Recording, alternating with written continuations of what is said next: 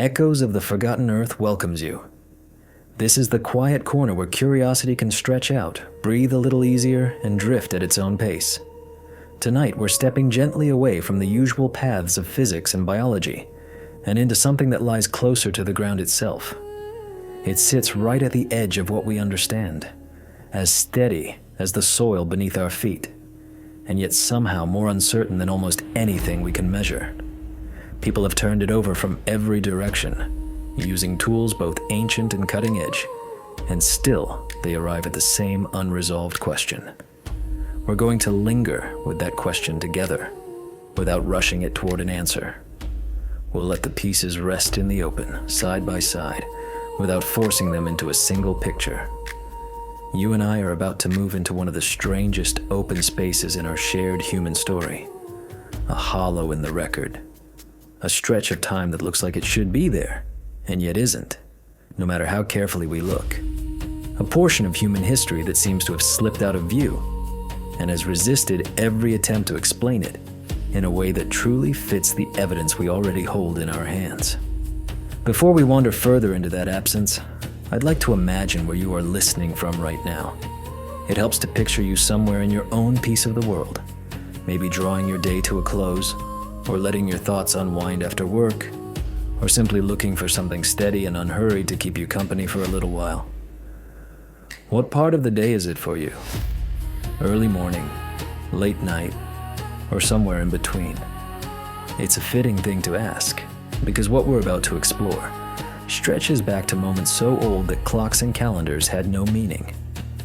The people who lived through those moments did not count hours, or name months, or divide their days into schedules, and yet their actions, their choices, and their understanding of the world still echo forward to us. If the path we follow tonight feels calming, if it keeps you company as you drift towards sleep or simply rest, it means a great deal when you support spaces like this one.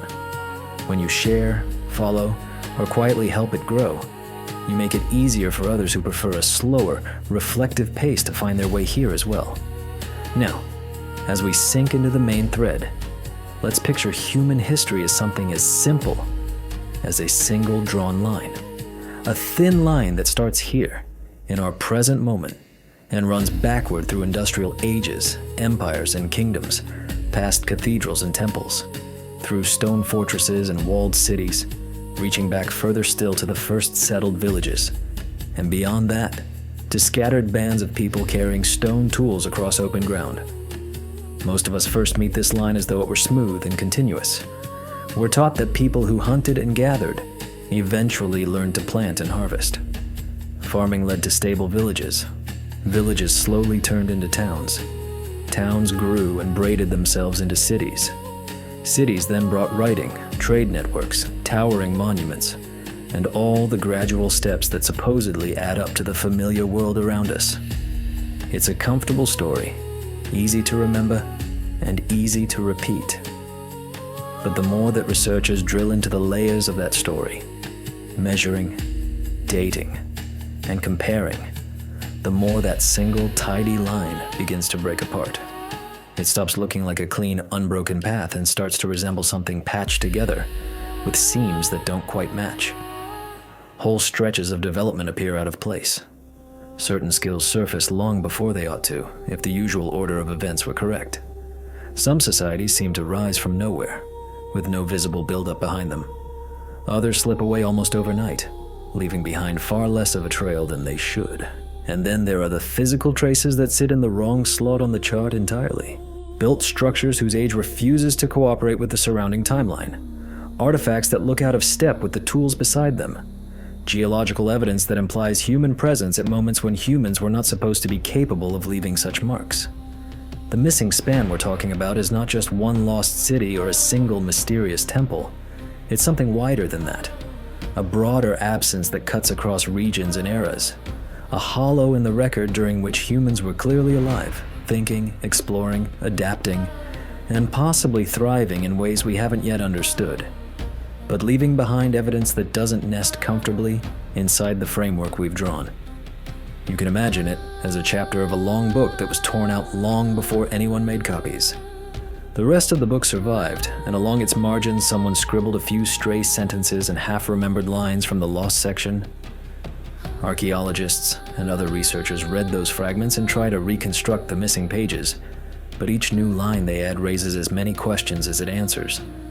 No matter how much data they gather, the picture never feels entirely whole. Part of the difficulty comes from the nature of our archivist. The earth is not careful. It does not curate. It simply changes. Time wears, covers, and reshapes. Rain loosens soil and washes it downhill. Rivers carve new channels and abandon old ones. Wind grinds rock into dust. Plants grow, die, and grow again, churning the ground in the process. Ice sheets advance and retreat, scouring whatever lies in their path. Volcanoes lay down new landscapes on top of old. Oceans rise and sink back, swallowing coastlines and revealing others. Continents themselves drift, far more slowly, but insistently. Everything we leave behind lies at the mercy of forces that have no interest in our stories. Stone endures better than wood. Bronze weathers differently from iron.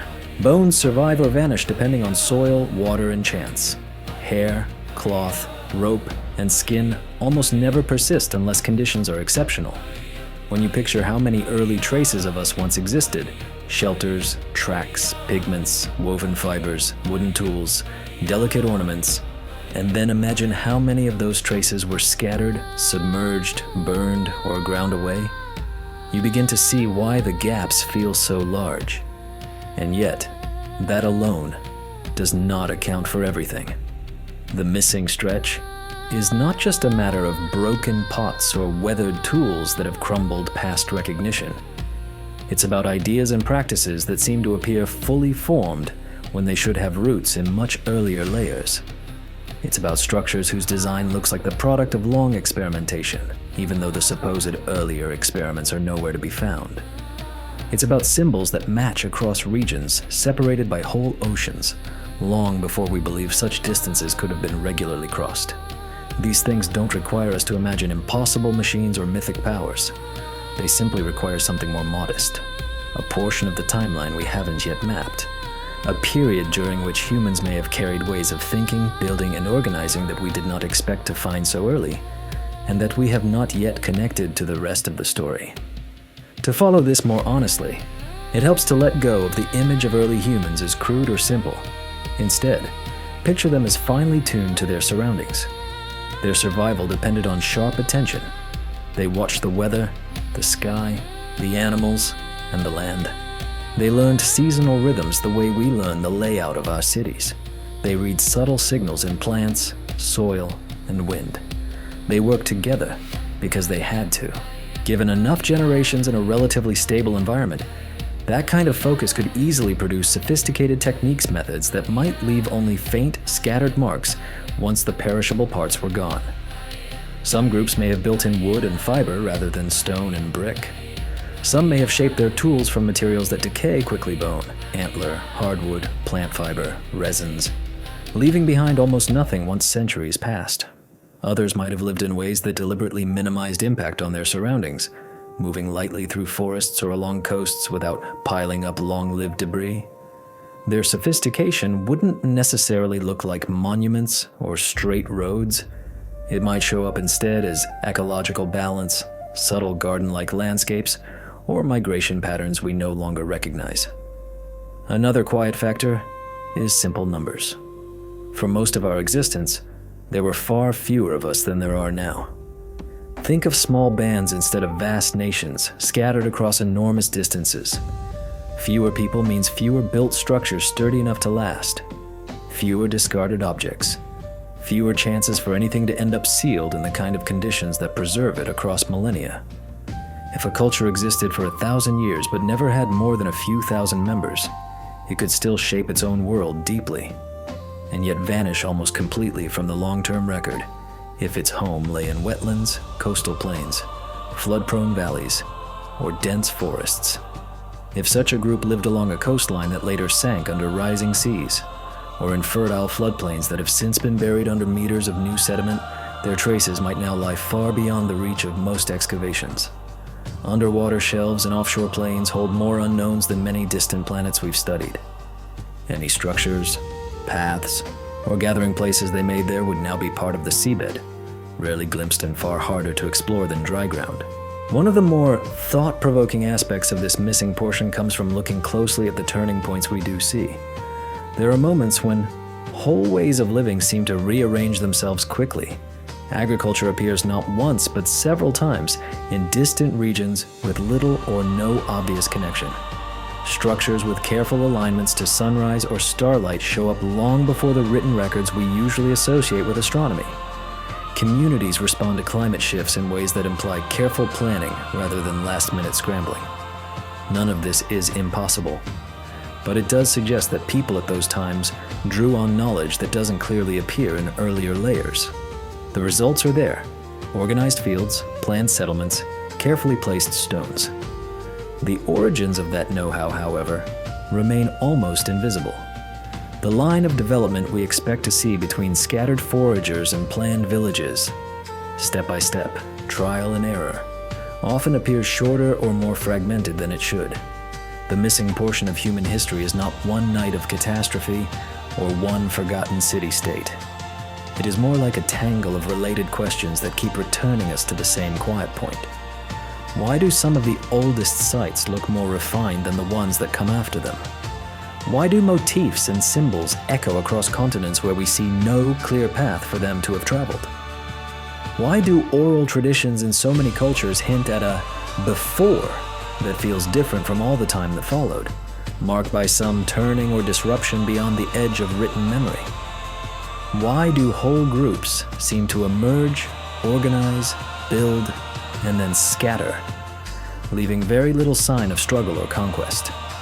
These questions do not demand hidden empires or technologies centuries ahead of their time. They simply suggest that early human development was more complicated, more uneven, and more varied than the straight, orderly line we prefer to draw. They hint that an entire stretch of experimentation, adaptation, and learning is only dimly visible from where we stand. As we continue, we'll stay close to evidence, but we'll also allow it to be strange. We'll think about rivers that carved away stories, seas that covered old shorelines, and winds that swept clean the traces of gatherings no one remembers. We'll listen for patterns in tools, footprints, carvings, and stories that refuse to sit quietly in the layers where we've tried to place them. Tonight, Echoes of the Forgotten Earth is not here to close the book on anything. Instead, we're going to rest with the open pages. We'll trace not just what is written there, but also the shape of what's missing, the quiet, uneven space where early humans lived fully human lives that barely made it through to us. And as we do, we'll keep one picture in mind: the ground beneath you, wherever you are, not as something flat and finished, but as a stack of moments, each layer a thin residue of weather, water, plants, animals, and people. Somewhere, far below your feet, there may be faint scratches on stone, fragments of pigment, the ghost of a footprint in old mud, or the edge of a hearth long gone cold. The world is not silent because the past is absent. It is silent because most of that past now exists only in scattered pieces. Each piece waits quietly, not to prove a theory or support a neat storyline, but simply to say, someone was here, and we do not yet know how much they knew. Most of what we think we know about early people comes from what survived by chance. The earth never chose to save one thing and discard another. It only responded to rain, wind, ice, roots, pressure, and time. A potsherd endures where a woven basket dissolves. A flint blade survives where a wooden handle vanishes. A hearth stain lingers where a woven roof turns to soil. So when researchers uncover a fragment of ceramics, a shard of bone, a chipped blade, or the faint outline of a shelter post, they're really holding a handful of exceptions. From those few exceptions, they try to build a picture of an entire way of life. But these fragments rarely assemble into something that feels complete. They open as many doors as they close. For every answer, 2 or 3 new questions step into the room. Each excavated site reads like the opening paragraph of a much longer story whose later pages have gone missing. Some of the most revealing clues come from places where the earth has, for a moment, turned its own pages. A hillside collapses in heavy rain, exposing layers no one would otherwise see. A river undercuts its banks and peels away sediment, revealing a long-buried camp floor. A dried lake bed shrinks in drought, exposing patterns pressed into mud that hardened and slept for millennia. A receding glacier uncovers ground that last saw the open sky when humans were few and scattered. Sometimes, beneath those freshly opened surfaces, a set of tools appears at a depth that should belong to cruder, simpler implements. But the tools themselves tell a different story. They show fine symmetry, carefully controlled flaking, repeated and consistent angles. In another place, stones lie in a pattern on the former lake bed, arranged as if someone marked out cycles of water levels, of seasons, of celestial events. Elsewhere, shallow pits ringed with burned rock hint at controlled fire used for more than warmth, more than cooking, perhaps for treatment of materials or planned group activities. Each discovery might on its own be an oddity. But as more such sites are compared, the same kinds of oddities reappear. Unknown blades at unexpected depths, patterns carved or laid out in places where random scatter should rule, traces of fire used in deliberate ways at times when people are supposed to be just learning to shape stone. What makes these recurring hints especially compelling is their spread. Very similar patterns show up across different continents, among groups that had no obvious way of meeting. Separated by mountain ranges, open oceans, deserts, glaciers, they somehow left behind overlapping solutions to the same kinds of problems. Similar ways of building basic shelters, similar methods of shaping certain stones, similar marks that suggest tracking of time, direction, or celestial motion. The usual explanation is that humans everywhere respond to similar needs in similar ways. There is truth in that. But the details sometimes run deeper than parallel invention usually allows. Particular chipping techniques, similar symbolic clusters, recurring layout choices. These echoes raise a quieter question. Are we looking at isolated bursts of innovation, or are we glimpsing the edges of older knowledge that simply hasn't survived in obvious form? Knowledge passed onward not in carved tablets or permanent monuments, but in voices, gestures, and repeated actions that left only its faintest traces in the ground. Take, for instance, the way early humans shaped certain stones into blades. The classic picture is a slow progression. Rough flakes first, then a long ramp up to finely made tools. Yet in several locations, some of the very oldest tools found are already remarkably well made. They show consistent edge angles, intentional thinning, practiced control of force, and mirrored symmetry that takes time to learn.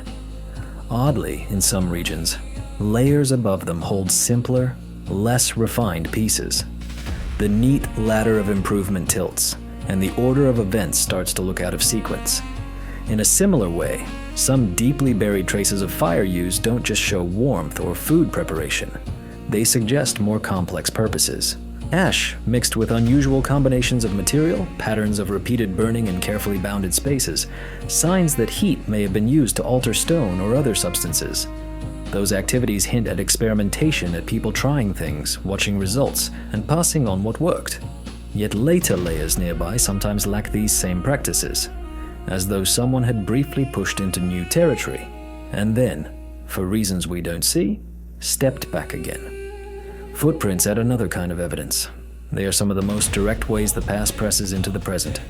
When preserved by luck-baked mud, rapid burial, stable sediments, they reveal not just that people were there, but how they moved. Lines of prints arranged in ordered sequences, adults and children walking side by side, groups of individuals traveling in patterns that look planned rather than random. In a few cases, these tracks appear near the subtle outlines of temporary structures, post holes, or stone rings that do not match the simple camps we expect for the time. They suggest a social organization more intricate than the standard model grants to such early periods. Then there are the sudden endings written into layers of soil. A settlement that shows signs of gradual development, houses repaired and rebuilt, tools replaced and refined, storage features redug and expanded, comes to an unexpectedly sharp halt. No burning, no mass death, no clear sign of attack, work left half done, cooking areas abandoned as if in mid-use, food left behind in pits or containers that no one returned to empty.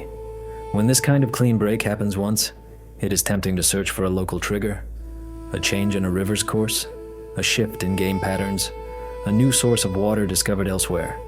But when similar patterns of abrupt abandonment appear in different regions, sometimes at overlapping dates, the question widens. Were these simply separate choices, each driven by local circumstances? Or did groups share some larger invisible pressure, a climate flicker, a disease, a conflict, or even a shared way of thinking that made departure seem like the right, or only, option? Carvings and engravings provide another window, small but revealing. On bones, antlers, and stones from surprisingly early contexts, we find careful lines and repeating marks. Some follow the rhythm of the moon's changing face. Others may track the migration of animals or the turning of seasons. Certain pieces look like stylized maps of rivers, hills, or coasts. These are not random scratches. They show abstraction, the ability to take something complex in the real world and represent it in a compressed form that can be shared, remembered, and perhaps taught. When specialists date these carvings, they often find that they belong to times long before formal calendars or geometries appear elsewhere. That doesn't mean these early artists worked with advanced theories.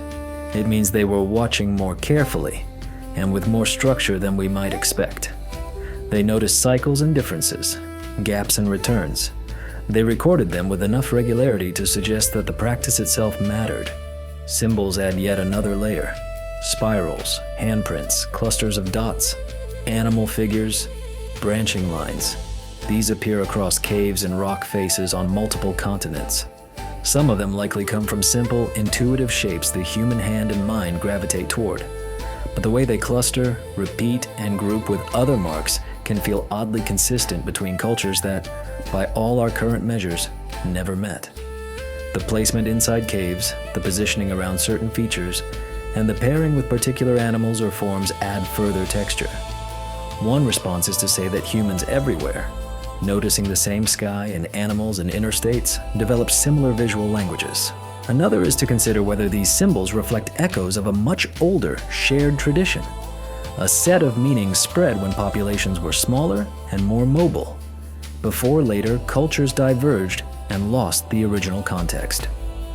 Both possibilities remain open, and neither sits entirely comfortably with the timelines we've built. Burials carry some of the most intimate traces of early thought.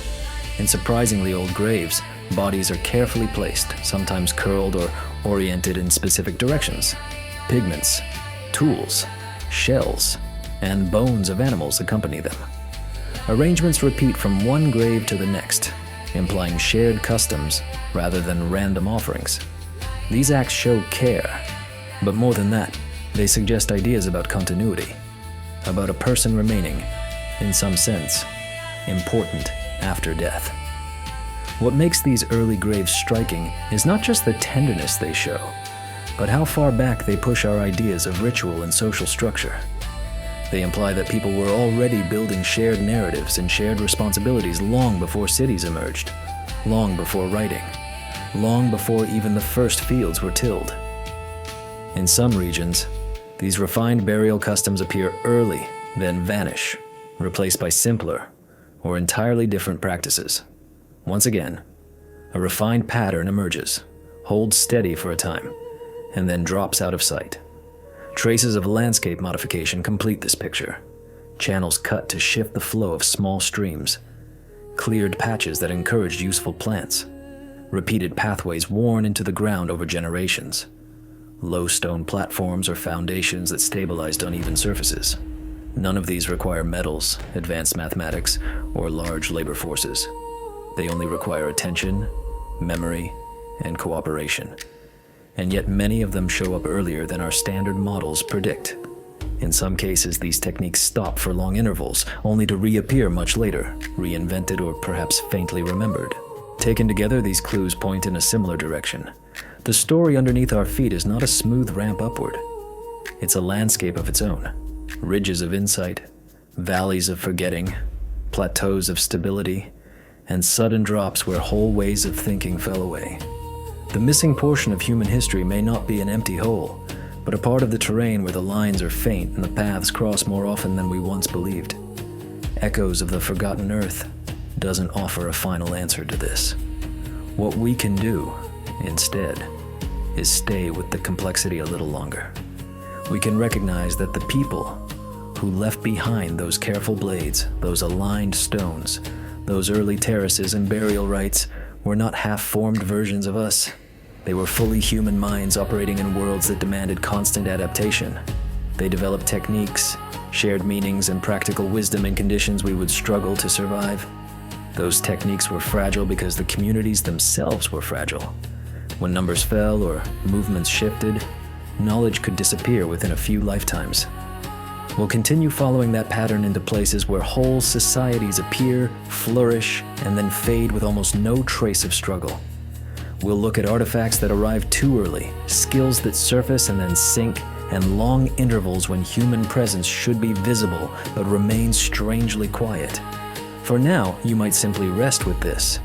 Beneath the simple timeline most of us were given lies another, more irregular one.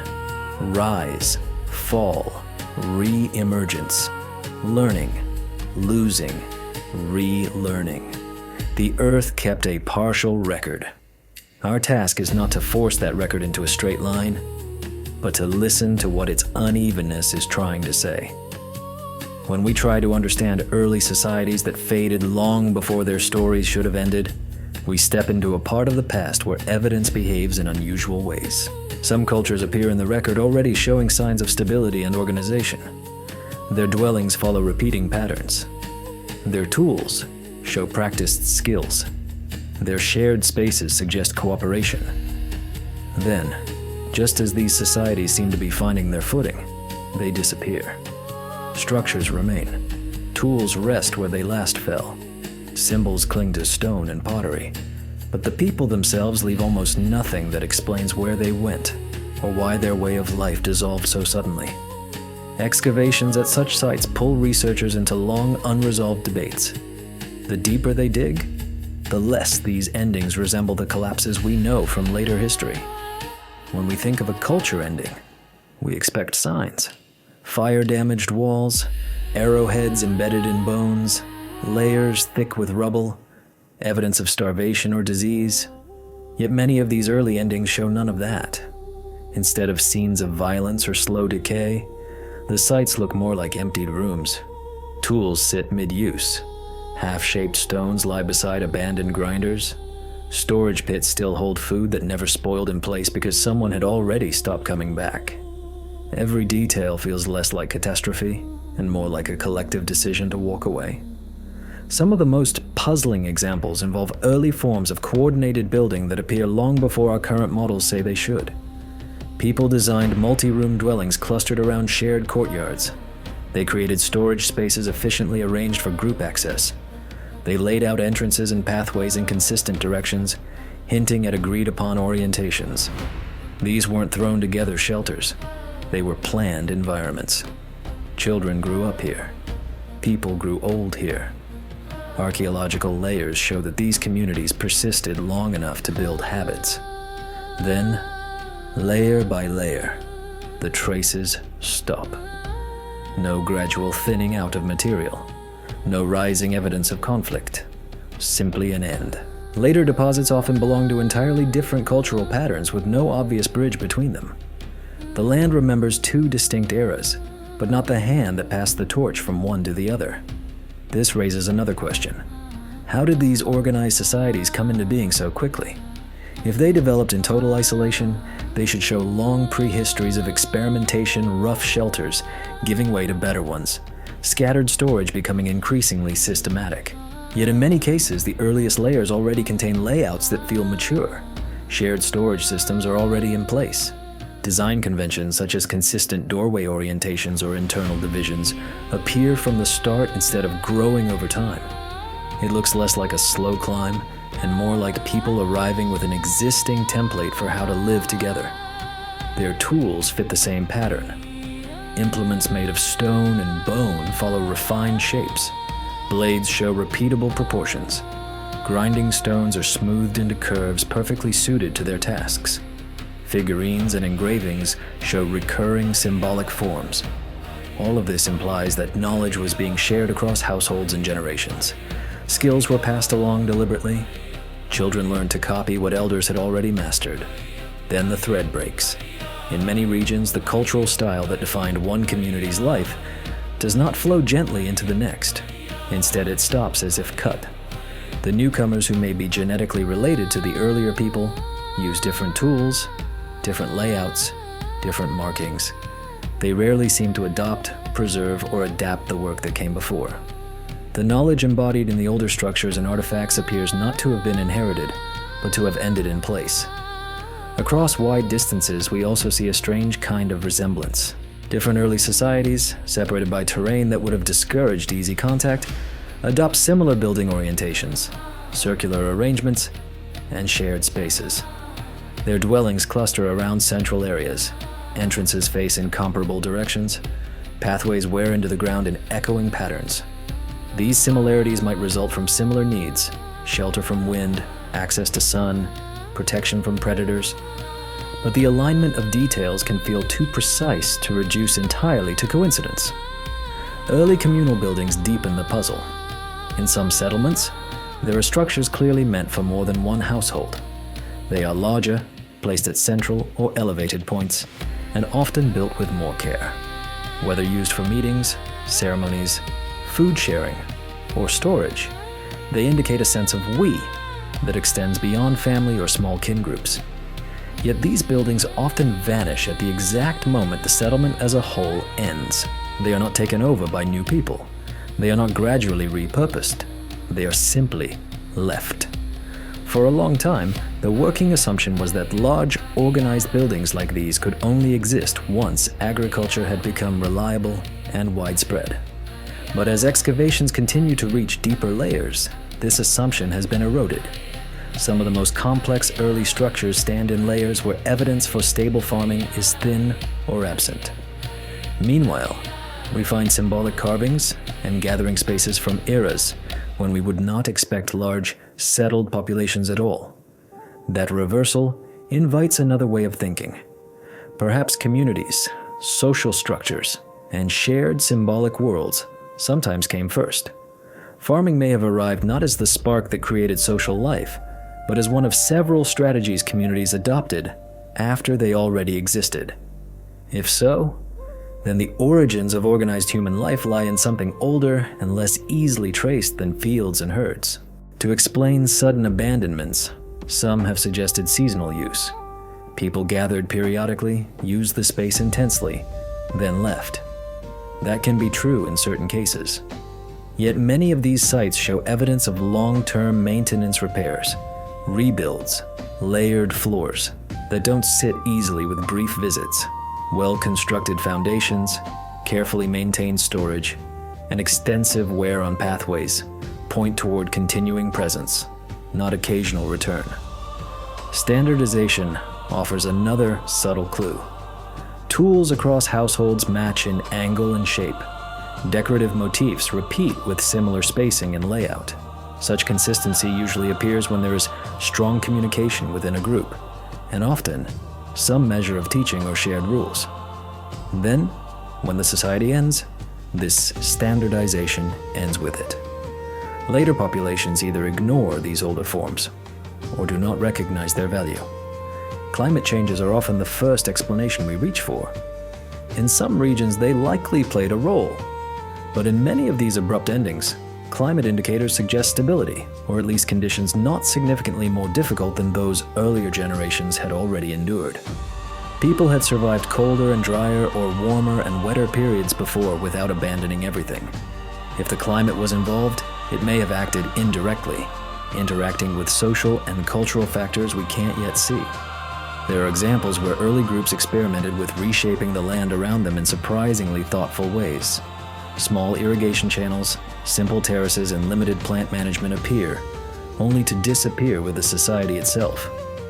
These techniques are not extravagant, but they are intelligent. When later populations arrive, they often do not use these earlier improvements even when they would help. Instead, similar methods only resurface much later, in other contexts, sometimes thousands of years down the line. Trade is another piece of the pattern. In some abandoned settlements, objects made from distant materials appear ocean shells far inland, colored stones from remote mountains, pigments from quarries far beyond a day's travel. These finds indicate movement or exchange on a scale we don't usually grant to early groups. But when the society ends, the network ends, the materials stop coming, the roots go quiet. Later populations seem less connected, leaning on local sources only. It's as if a brief, wide-reaching web of contact flickered into existence, then vanished without leaving a trace of how it worked. Some structures raise even sharper questions. They are built with careful planning and sometimes with features we associate with long-term use drainage systems, leveled platforms, stable foundations. Yet occupation above them is minimal. It is as though the builders started to shape a life they never got to fully inhabit. Something changed mid-project. The effort that went into planning and construction was not matched by centuries of use. In other cases, wall carvings and decorated objects present intricate scenes or repeated patterns, hinting at stories, beliefs, or teaching systems. These symbol-rich layers stop abruptly. Newer groups in the same areas fill walls with different images or none at all. A visual language ends without leaving a translated bridge to what follows. When we step back from individual sites and look at the pattern as a whole, what emerges is not the outline of a single lost culture, but a repeated rhythm. Societies appear earlier than expected, demonstrate organization that seems to require inherited knowledge, reach stable forms, and then end in ways that leave neither clear external cause nor strong lines of continuity. The people were real. They left behind houses, workspaces, shared areas, tools, and art. But the reasons their eras ended remain blurred. The evidence stops short of anything dramatic. Instead, it quietly insists that something about human development at these early stages was more fragile and more cyclical than we once believed. Echoes of the Forgotten Earth holds these early endings gently, not as puzzles to be solved quickly, but as reminders that human stories have always had beginnings and closures we don't fully understand. From there, another kind of puzzle emerges. One made not of grand structures and clear layers, but of details that show up in the wrong place on the chart. Some of the most revealing contradictions in early human history don't stand out at first glance. They hide in the soil as small mismatches, a style of tool that arrives too early, a construction method that seems out of place, a symbol that belongs by our expectations to a far later era. These are anomalies in the quiet sense, pieces that don't quite fit the main picture, and yet refuse to go away. During routine excavations, teams often know roughly what they're likely to find at a given depth. In most cases, the material agrees with expectation, but sometimes, a single object challenges the whole sequence. A flint blade with precision flaking appears in a layer that should only contain rough flakes. A shard of pottery bears markings that strongly resemble decorations from a much later period. A stone arrangement hints at intentional alignment where none should exist yet. At first, such pieces are labeled out of place and set aside as unusual. Layers are checked, dates remeasured, sediments re-examined to rule out mixing. But as more digs turn up similar outliers in different locations, the comfort of treating each as a fluke begins to wear thin. At a certain point, an isolated oddity becomes part of a larger pattern. Consider early craftsmanship. In many reconstructions, tool development proceeds in a straight line from crude to careful. Yet in several ancient settlements, the first appearance of a tool type is already refined. The earliest examples of that tool show balanced shapes, mirrored edges, and consistent proportions. Later versions in higher layers sometimes look less skillful, The chart of growth doesn't simply step upward, it jumps, drops, and reconnects in ways that are hard to explain if we insist on smooth progress. Early architecture shows similar reversals. In some regions, the oldest foundations beneath a site are the ones that look the most thoughtfully planned. Support posts spaced with surprising regularity. Building orientations that seem to follow consistent rules. Stone footings prepared with care. As time goes on and new structures are built on top, the precision drops off or transforms into simpler, more improvised forms. Symbolic artifacts exaggerate the same pattern. Paintings and carvings in deep layers reveal not only artistic impulse, but structured repetition. Lines tracked in sequences, shapes repeated in ordered groupings, motifs that seem to relate to the movement of the moon, sun, or seasons. Animal forms depicted with a level of anatomical precision that implies long observation. These appear among people we label as fully nomadic and pre-agrarian, whose days we imagine dominated by the search for immediate resources. Yet the presence of such work suggests stretches of time in which observation, recording, and teaching were crucial parts of life. Stone arrangements add another quiet note. We're not talking about vast stone circles or monumental alignments, but smaller groupings, where the stones fall into deliberate geometry. Rings, parallel lines, or grids appear at dates when we would expect only haphazard clustering. The stones themselves might be unshaped, but their positioning shows measurement and repetition. When these patterns echo ones found many millennia later, it raises the question: did geometry arrive once, late and sudden, or did its seeds sprout, wither, and re-sprout multiple times in different places? Traces of long-distance movement and bring and take between far regions support the same theme. Obsidian from specific volcanic sources appears hundreds of miles away from its origin. Seashells from distant coasts lie in inland valleys. Colored minerals for pigment appear far from any known deposit. It's not impossible for mobile groups to travel such distances, but the repeated presence of these materials suggests more than a single long walk. It hints at paths known, remembered, and reused. High-temperature fire use appears earlier than expected as well. Hearths and pits in some sites show signs of controlled heating that reaches temperatures difficult to achieve accidentally. Layers of fired clay, stones cracked in ways characteristic of repeated exposure, and residues that imply deliberate heat treatment of materials. All of this points to techniques that required more than casual encounters with flame. If people knew how to maintain and focus heat in such ways, they possessed a kind of experimental curiosity that doesn't always show up in the broader record of their time. Burials once again complicate the picture. In some early graves, bodies are placed with objects and patterns too consistent to be random. Tools arranged near particular limbs, pigments applied in specific areas, stones positioned carefully along the edges. The behavior suggests ritual or belief, which in turn implies social agreement and shared meaning.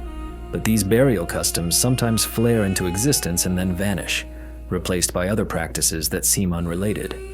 Even food remains speak. In certain sites, residues on tools and in fire pits show selective plant use much earlier than the standard markers for domestication. People are repeatedly choosing specific species, preparing them in consistent ways, and perhaps even managing their availability. Yet full-scale cultivation appears only thousands of years later.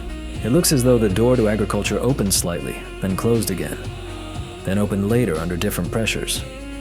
Some layers suggest long-term occupation in places that our models say should have been used only briefly. Accumulated waste, deeply worn paths, and layered hearths point toward people returning again and again, or simply staying. But the expected signs of agriculture or pastoralism are missing. If these groups were both settled and not yet farming, they challenge the link we usually draw between permanent residence and food production. Then there are those unsettling inversions in the sequence of tools and structures, older layers containing more complex items than younger ones. This pattern repeats in multiple regions, as though waves of knowledge washed over an area and then receded. Drainage channels, controlled water flow systems, and strategically placed features show early understanding of seasonal water behavior, only to disappear from the record for long stretches. Early diets, too, reveal planning. Some communities appear to have balanced their consumption of plants, fish, and game in ways that suggest awareness of seasonal cycles and resource renewal.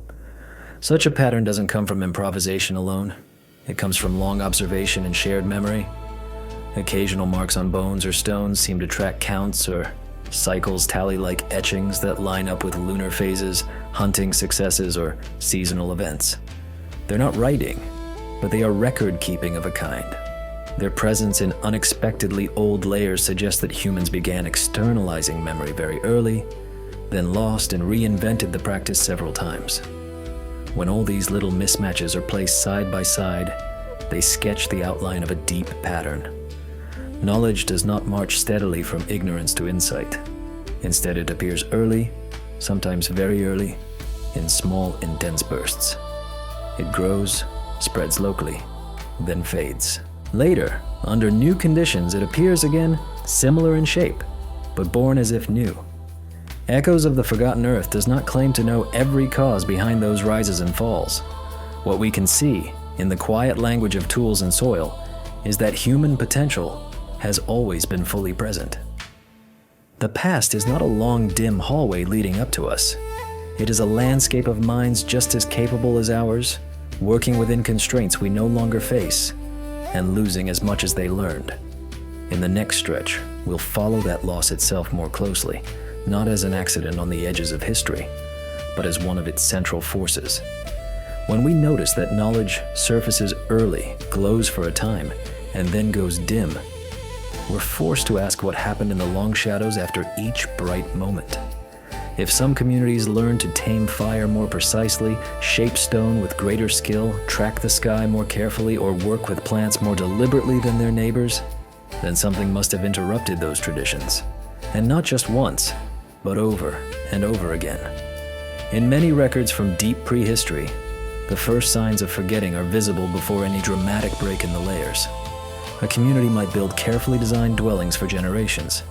Then in the next phase, those dwellings become rougher. Walls lose their symmetry.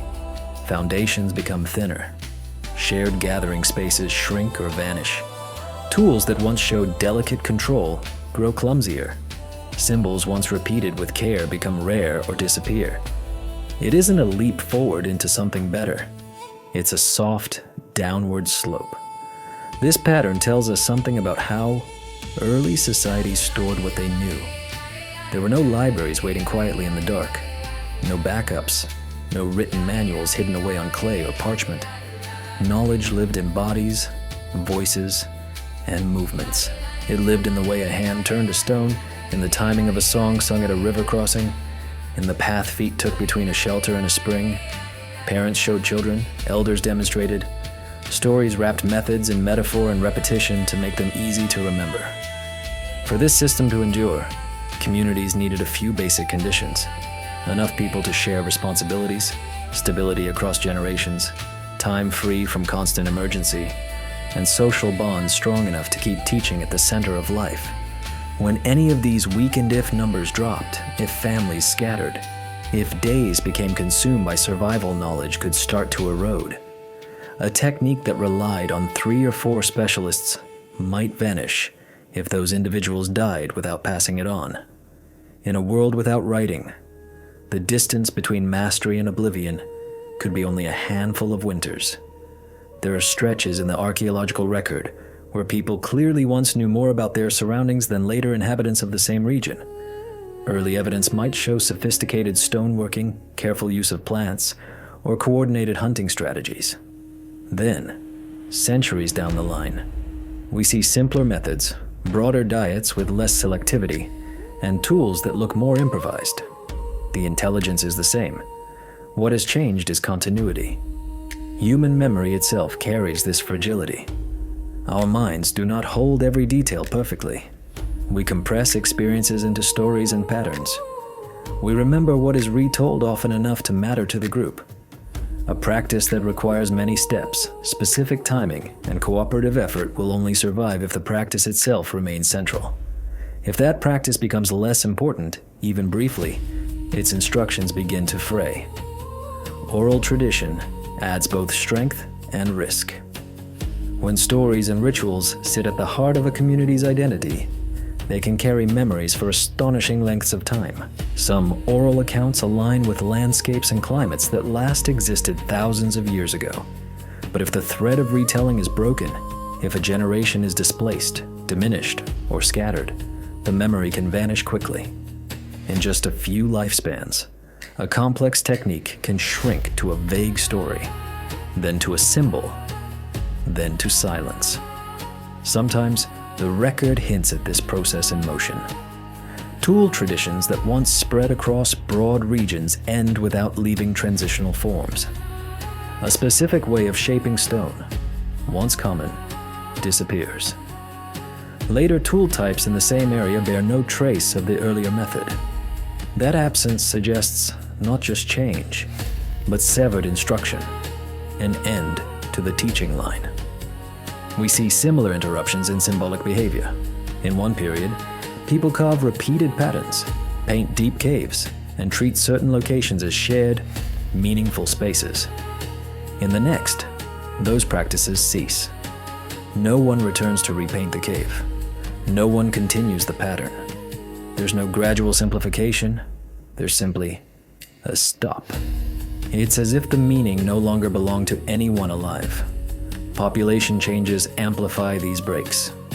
When numbers rise, there is room for specialization.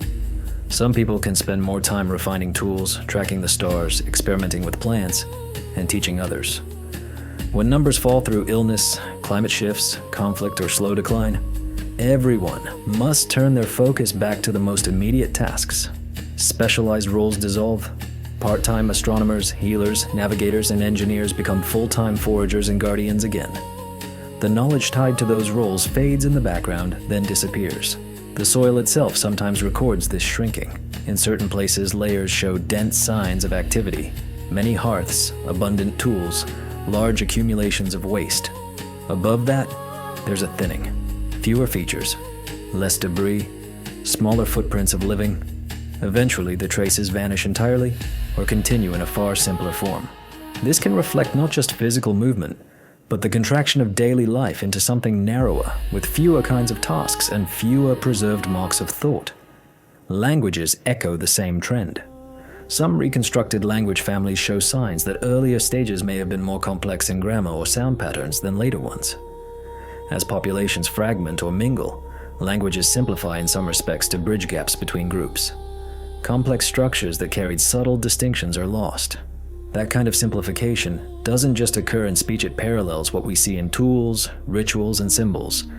When social fabrics are strained, systems that require fine-grained knowledge are often the first to loosen. Every lost technique, every abandoned ritual, every symbol whose meaning no one remembers is a kind of quiet collapse. Not the collapse of a city, but of a connection. A break between what one generation could do and what the next can even imagine. Heat treatment of stone is a clear example. In some regions, very early toolmakers learned to preheat rock to make it easier to flake. Doing so demands patience, controlled fire, and a sense of timing. Yet this method appears in deep layers, then vanishes, and only returns much later in other places. The idea worked, but the society that carried it could not guarantee its survival through all the disruptions that followed. Early steps toward plant management tell a similar story. Pollen and residue evidence indicate that in some areas, people experimented with certain edible plants long before full agriculture emerged.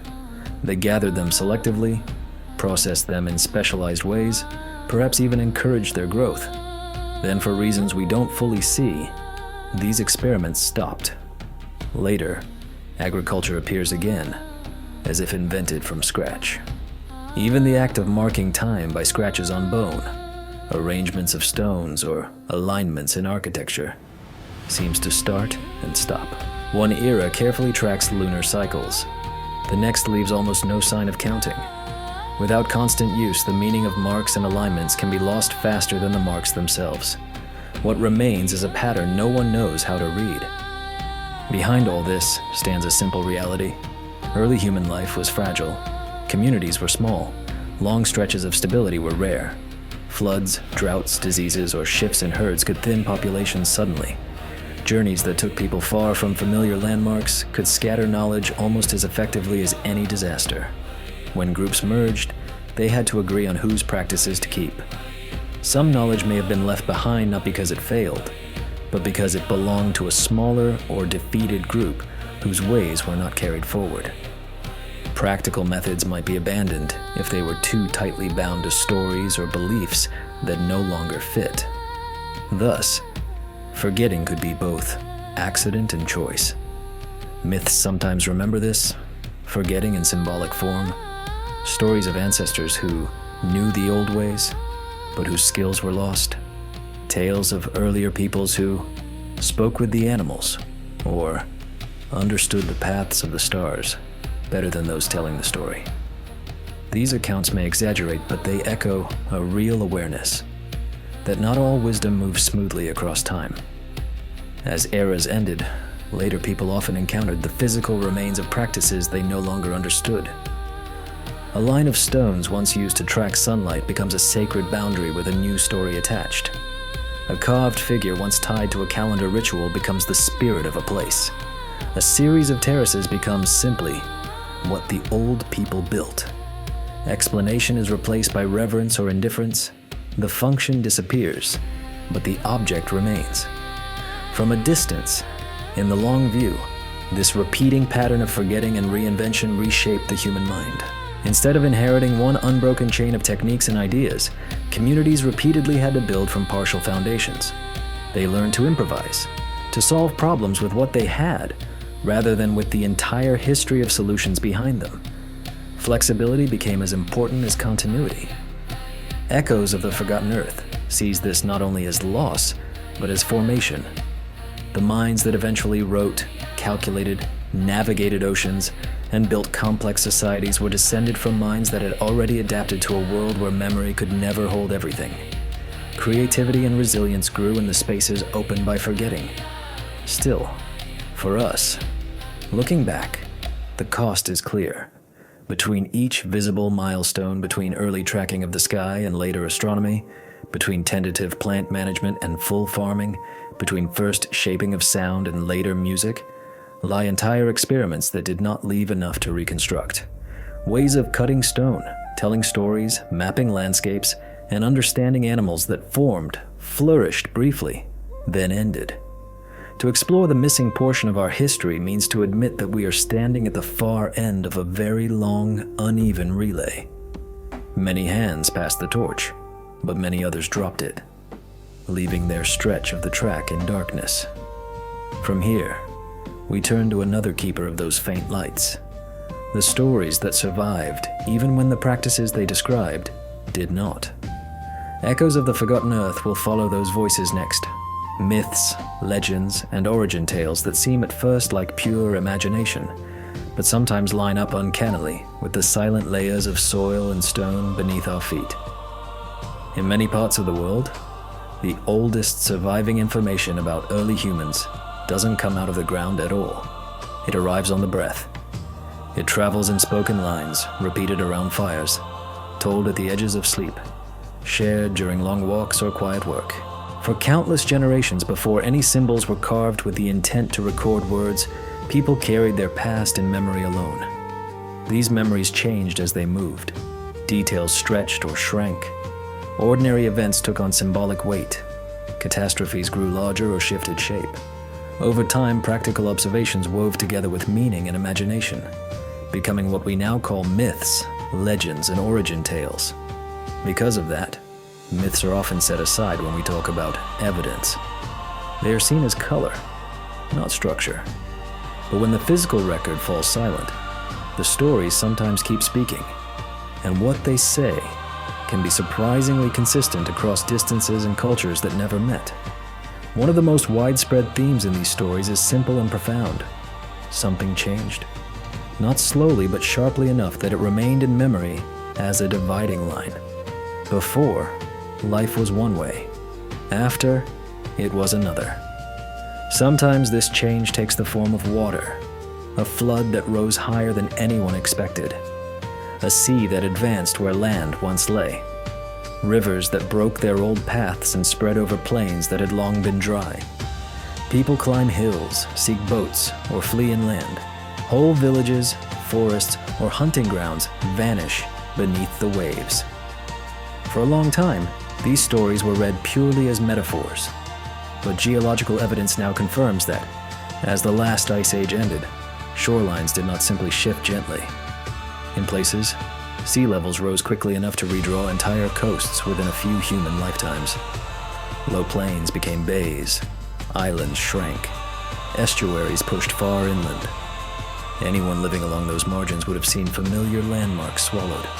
Their homes, camps, and burial grounds would now lie under tens of meters of water. Archaeology struggles to reach those submerged worlds. The tools are difficult, the access limited, and the costs high, but the stories persisted.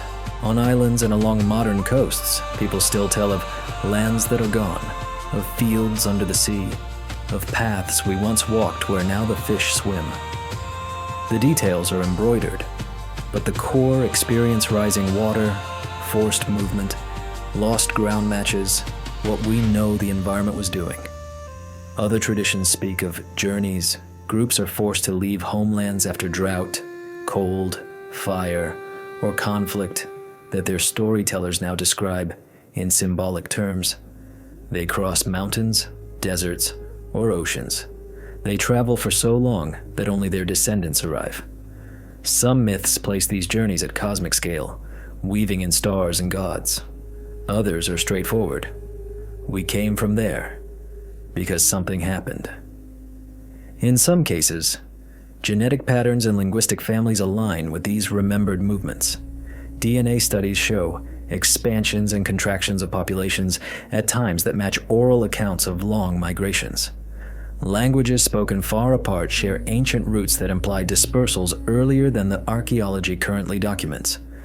The material evidence is thin, but the echoes in both genes and stories suggest that people moved and remembered that they moved, even when the ground itself holds very little of their path. Many cultures also preserve tales of earlier people who knew more or built differently. These are not always portrayed as supernatural beings, but as ancestors who lived under other conditions, guided by practices that later generations no longer fully understand.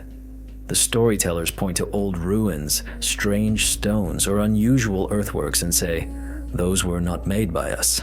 They were made by the ones before." When archaeologists examine some of these older layers, they sometimes find that the ancestors were right in a way. The techniques appear that have no clear continuation in the lives of the current inhabitants. Construction methods, symbolic systems, or land use strategies end abruptly in the distant past. The people who live among the remains remember only that someone before us did these things. The how and why have dissolved. A different set of stories focus on contact between distant groups. Sailors speaking of long voyages to lands they cannot easily locate on a map. Desert dwellers telling of traders from the sea. Mountain communities recalling visitors who came from beyond the horizon and then vanished. These tales often blend wonder with unease. The strangers may bring knowledge, trouble, or both. When we check these accounts against genetic, linguistic, or material traces, a tentative pattern emerges. There were indeed earlier contacts between populations we once thought had no ties until much later. The physical evidence of those meetings is faint borrowed words, shared tool forms, rare foreign objects. The stories magnify and reshape them, but they remember the essential fact. People met others unlike themselves, learned something, and then the connection ended. Some myths preserve glimpses of ecosystems that no longer exist. In various parts of the world, oral traditions describe animals that match in broad outline. Extinct megafauna, giant mammals, birds larger than people, strange horned or tusked creatures. When these stories were first recorded in recent centuries, they were often dismissed as pure invention. Later, as fossil evidence and paleoclimate reconstructions developed, it became clear that many of these animals did once roam the same regions where the stories were told. In a similar way, myths sometimes recall lakes where there are now plains, forests where there is now desert, or coastlines that match ancient shorelines reconstructed from sediment cores. While the narrative frames are poetic and symbolic, the landscape details occasionally line up too well to ignore. The story, carried forward in human memory, outlives the landscape itself. Geometric and symbolic motifs in myth often parallel those carved on rock and bone. Spirals representing cycles of time, circles as markers of completeness or seasons, animal figures tied to directions, stars, or winds. In some cases, stories still explain these symbols as records of migrations, calendars, or agreements made with the land. When the same shapes appear carved on cliff walls miles away and thousands of years older than the earliest written versions of the story, a possibility arises. The tales may remember the meanings of symbols that outlasted their original makers. Another recurring theme speaks of an earlier time of ease or harmony, followed by a fall into harder living. It might be framed as a loss of favor from the gods, a broken promise, or a closing of the world. Food once plentiful becomes scarce, animals once easy to find become wary or vanish, weather becomes less predictable. While such stories are wrapped in morality and metaphor, they may echo the lived experience of people watching their environments change, whether through climate shifts, overhunting, or gradual landscape degradation. Some narratives revolve around specific places: a hill, a cave, a stone ring, a patch of forest. The story says that something important happened there long ago. Occasionally, when those sites are examined, they do show extraordinarily long histories of use. Generations upon generations return to the same spot for purposes that shift but never entirely break. Even when the original reason for gathering there is lost, the habit remains as a thread, held up by story alone. Other myths turn their attention upward. They describe configurations of stars, movements of the sun, or the behavior of the moon in ways that imply close observation. In rare cases, the stories preserve details about star positions that match ancient skies rather than current ones. Positions that only make sense if the tale is older than the recent past. The structures early people built to track the sky rarely survive intact. Simple sightlines, marked rocks, or wooden posts would have been enough. Even when a stone alignment remains, its purpose is not always obvious. But when a story from the same region describes how ancestors watched a certain star rise over a certain peak to mark a season, and the alignment points exactly there, the line between myth and memory blurs. Then there are stories of lost homelands, islands that sank, valleys that burned, plains swallowed by ice, lands from which people were exiled or forced to flee. These tales often explain why a group lives where it does now, not because they always did, but because they had to move. The reasons are filtered through symbolism, but the underlying reality, a significant relocation, fits both genetic and archaeological indications of population shifts. Some traditions even keep long genealogies stretching back far beyond the span of written records in that culture. Names upon names, sometimes grouped into eras or houses. While these cannot be taken as exact family trees, they can encode sequences of alliances, splits, and migrations in a way that preserves order, even when details are lost. Where the archaeological record goes quiet, these remembered sequences sometimes continue, albeit in compressed symbolic form. Animals often play key roles in such stories, not only as figures of power or trickery, but as bearers of ecological knowledge. Myths describe when animals appear, where they travel, how they behave before storms or seasonal changes. Even after the precise, practical meaning fades, these patterns can preserve hints of ancient environmental awareness that no one now consciously recognizes. In some cases, myths remember knowledge that feels oddly specific. How to predict weather by cloud shape, how to find water in a particular kind of landscape, how to navigate by certain stars that are only visible at specific times of year. Over centuries, the real techniques may have been simplified into dramatic acts or magical abilities in the story. But the presence of such details suggests that earlier versions once carried direct instructions alongside their symbolic layers. There are also stories about individuals or small groups who carried knowledge from one people to another. Culture heroes who brought fire, farming, navigation, or ways of healing. Figures who are said to have walked between distant lands, teaching as they went. These narratives have been widely interpreted as metaphor, but in light of genetic and linguistic clues, they may preserve stylized memories of real exchanges, teachers, traders, or wanderers who moved between groups, spreading ideas that could not have traveled on their own. Across all of this, one pattern holds. Stories last when they are told and retold in ways that matter to the community. The parts most likely to survive are those tied to identity, morality, or awe. The finely detailed instructions, the specific plant names, the precise counts and measures. Those tend to erode first. What remains is a skeleton emotional truth. Broad sequence, key images. When we place these skeletal stories beside the equally fragmentary archaeological record, we sometimes find that they fit together more closely than either would on its own. The soil shows a sudden abandonment. The myth speaks of a leaving. The coastline evidence points to rapid flooding. The legend remembers a rising sea. Layers show an old style of building replaced by a new one. The story speaks of another people arriving where the first ones once lived. Echoes of the Forgotten Earth does not treat myths as literal timelines or direct reports, but it also does not ignore the way they converge with the physical record. They are another form of Echo 1 carried not by stone but by memory, reshaped to survive. If the missing portion of our history includes whole periods when human presence left only faint marks in the ground, then these remembered stories may be the only surviving traces of what it was like to live through those times. They cannot fill the gaps completely, but they outline their shape. They remind us that the silence in the archaeological record did not feel silent to the people inside it. When people imagine ancient knowledge, they often think of towering monuments, written scrolls, or intricate devices. But the most revealing clues to early understanding are much smaller. A line of stones pointed just so. A worn path aligned with sunrise on certain days. A cluster of marks that track a repeating cycle.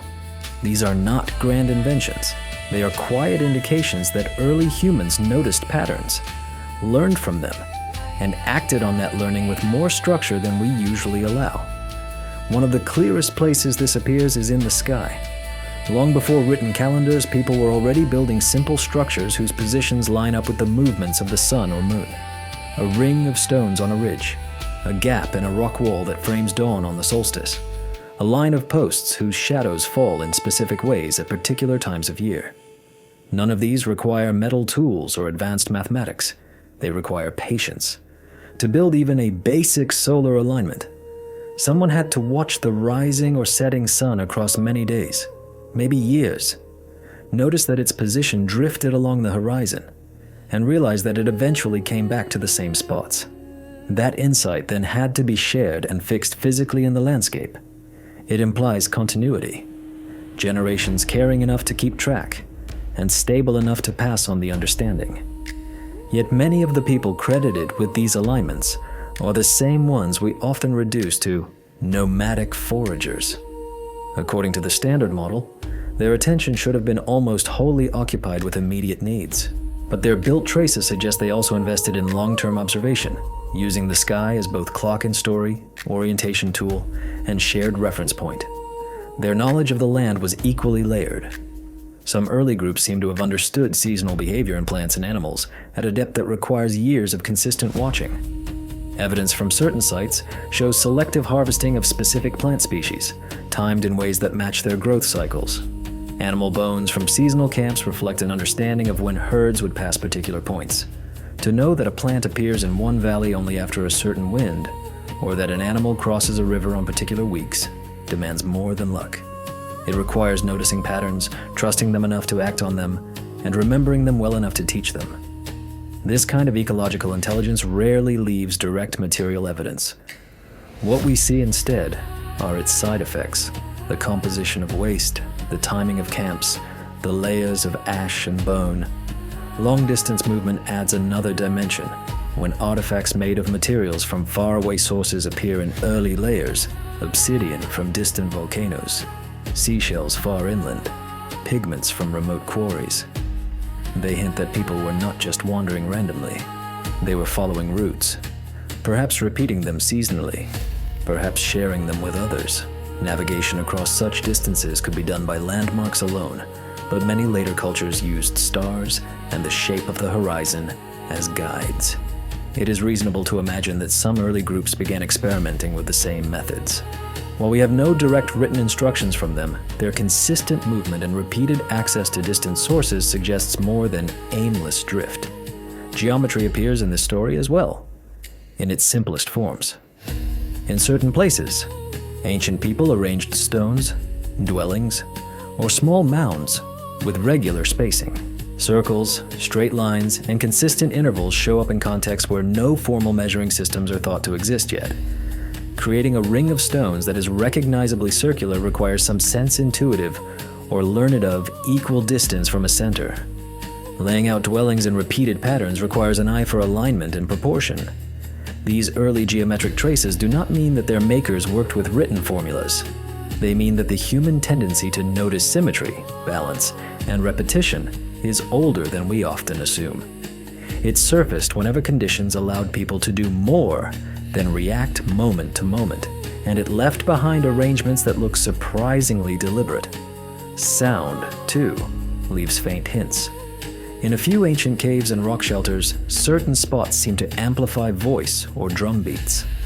Some researchers have noticed that painted or carved areas cluster where echoes or resonances are strongest.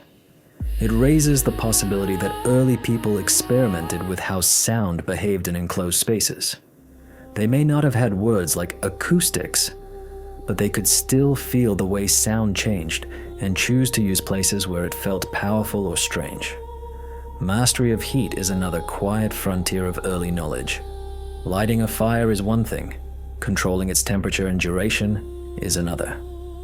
Evidence from some early sites suggests that people were not only building hearths, but also using fire to alter materials intentionally. Certain pigments show signs of controlled heating that makes them more stable.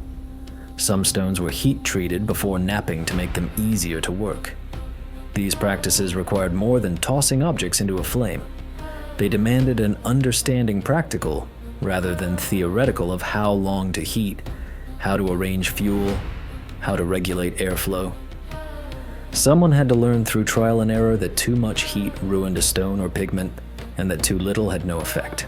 That knowledge then had to be repeated often enough to become part of group behavior.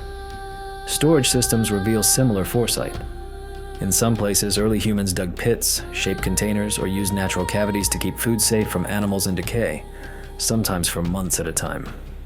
Certain storage pits show signs of lining, sealing, or elevation to manage moisture and pests. This suggests planning for seasons ahead, not just for the next meal.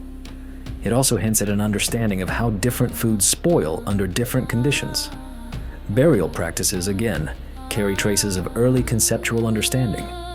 The consistent placement of objects with the dead tools, pigments, ornaments indicates that people held ideas about what mattered beyond life. Whether these ideas were spiritual, social, or both, their regularity shows teaching, a shared framework that children grew up inside. Even simple forms of water management show that people were thinking in extended time. Small channels to guide runoff away from camps, stones placed to stabilize frequent crossing points, shallow basins to collect rain. All of these rely on anticipating how water behaves through the seasons.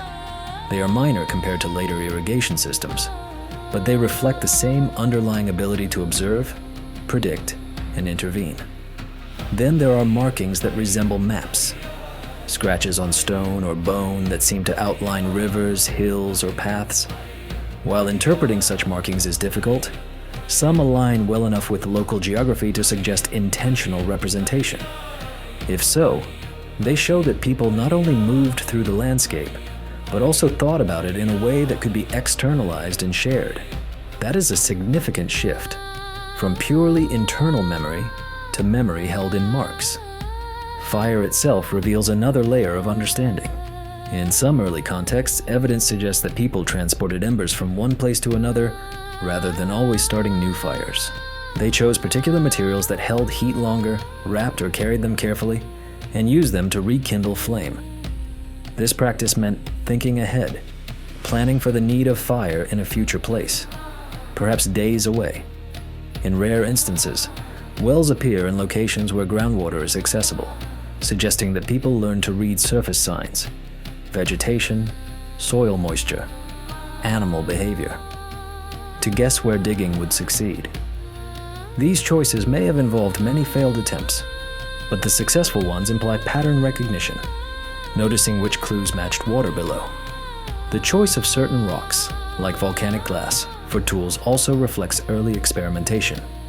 Not all stone flakes well, yet people identified specific sources that did, sometimes far from where they lived. Recognizing that one type of stone breaks to produce sharper, more controllable edges than another required testing and remembering. It also required enough social stability that others cared to learn and reproduce the technique. Knowledge of animals extends this logic. In some regions, evidence points to hunting and gathering patterns tuned to the cycles of particular species. People returned to the same places at the same times, suggesting they knew when herds would pass or when fish would be abundant. Understanding these rhythms meant someone had watched carefully over many years and passed along what they saw. Occasional sets of marks on bones or stones hint at the beginnings of counting. Tally-like grooves that line up with the length of lunar cycles or other repeating events suggest that people were not only feeling time, but also recording it externally. These marks might have helped track seasons, fertility, migrations, or social obligations. If they did, they represent an early move toward transforming experience into a system that can be consulted and shared. Settlement choices themselves sometimes reflect expectations about weather and climate. Repeated occupation of sheltered spots behind ridges, near reliable water, away from flood-prone areas, shows that people remembered what conditions felt like in different seasons and chose accordingly. Over many generations, such choices accumulate into unwritten climate knowledge, which places are safe in storms, which paths flood, which slopes hold snow. Taken together, these traces form a consistent picture. Early humans were not wandering in a haze of instinct. They were noticing, experimenting, and refining. Their knowledge was practical, embedded in doing, and passed on through practice rather than through written explanations. It didn't look like later science, but it addressed many of the same questions. Where are we? What will happen next? How do we make this material behave as we wish? How can we remember what we've learned? What complicates the story is how often this early knowledge fades from the record.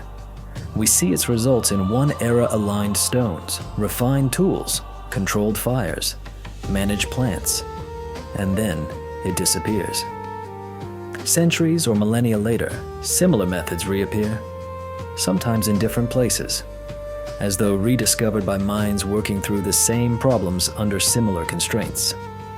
Echoes of the Forgotten Earth views these recurrences not as accidents, but as signs that human potential has always been wide. Different groups, given a bit of stability and room to breathe, reach into that potential and pull out similar insights. When stability breaks, the insights can vanish, leaving only isolated hints that we now puzzle over. Which brings us to a deeper question. If knowledge rose this early and this often, what kept it from accumulating in the way we're used to seeing later on? What interrupted these lines of understanding so consistently that they rarely built directly into the worlds we know? To answer that, we turn back to interruption itself, not just as a series of isolated events, but as a repeating pattern woven through humanity's earliest chapters. If early communities were already noticing the sky, reading landscapes, shaping materials with care, and passing knowledge through memory and practice, then something had to keep interrupting that process. Not once, but repeatedly. Knowledge did not have the chance to pile up in neat layers. Instead, it rose in local peaks, fell into valleys of forgetting, and rose again somewhere else in a slightly different form. In many places, this pattern can be seen right in the soil. A layer shows organized dwellings, refined tools, and consistent symbols. Above it, the next layer holds simpler structures, rougher implements, and fewer markings. There's no sign of invasion or environmental collapse. The people may well be the same or closely related, but their way of living has changed. The complexity visible in the lower layer hasn't carried through intact to the higher one. The reasons for this kind of break are rarely obvious, but several overlapping forces run quietly in the background of early human life, any one of which could bend or break a line of knowledge. The first is instability. Early communities lived close to environmental thresholds. A shift in rainfall patterns, a slight cooling or warming, a change in the behavior of key animals, or a disease moving through plants or people could tip a balanced situation into uncertainty. Even when such changes weren't catastrophic, they could force people to move, fragment, or abandon routines they once had time to refine. The second is small population size. When only a few hundred or a few thousand people share a tradition, that tradition is fragile. If a specialized skill relies on a small number of practitioners, expert toolmakers, careful trackers, memory keepers of the sky or seasons, then losing just a few individuals at the wrong moment can sever the chain of transmission. Without writing or redundancy, the knowledge they held has nowhere else to live. The third is social restructuring. Power can shift inside even small groups. A new leader, a new alliance, a subtle change in who is listened to can reshape which practices are valued and which are allowed to fade. If a ritual, craft, or teaching system depends on particular forms of authority, then changes in leadership or belief can weaken its hold. Knowledge that no longer fits the social order may disappear even if it is still technically useful. The fourth is mobility. Groups move for many reasons: following game, seeking new water sources, avoiding conflict, chasing opportunities, or responding to slow, creeping environmental shifts. When people move, they sometimes leave behind places tightly bound to their knowledge-sacred sites, teaching grounds, carefully aligned markers. Without those anchors, some forms of practice become harder to maintain. The fifth is fragmentation. A once cohesive community may split into smaller bands. Each band carries some portion of the original knowledge, but rarely all of it. Over time, as these bands follow different paths, parts of the original understanding get lost, simplified, or transformed into pure story. When or if these bands later meet others, they may blend partial traditions into something new, leaving very little of the original system intact. We can see the traces of these forces in the abrupt endings of early eras, tool traditions that end with no obvious successor, architectural styles that appear once and never return, symbol systems that vanish from one layer and are replaced by an entirely different visual language in the next. Periods of intensive land shaping followed by long spans in which people occupy the same area with little evidence of similar interventions. Climate by itself does not explain all this. Some endings line up with known environmental stresses. Others do not.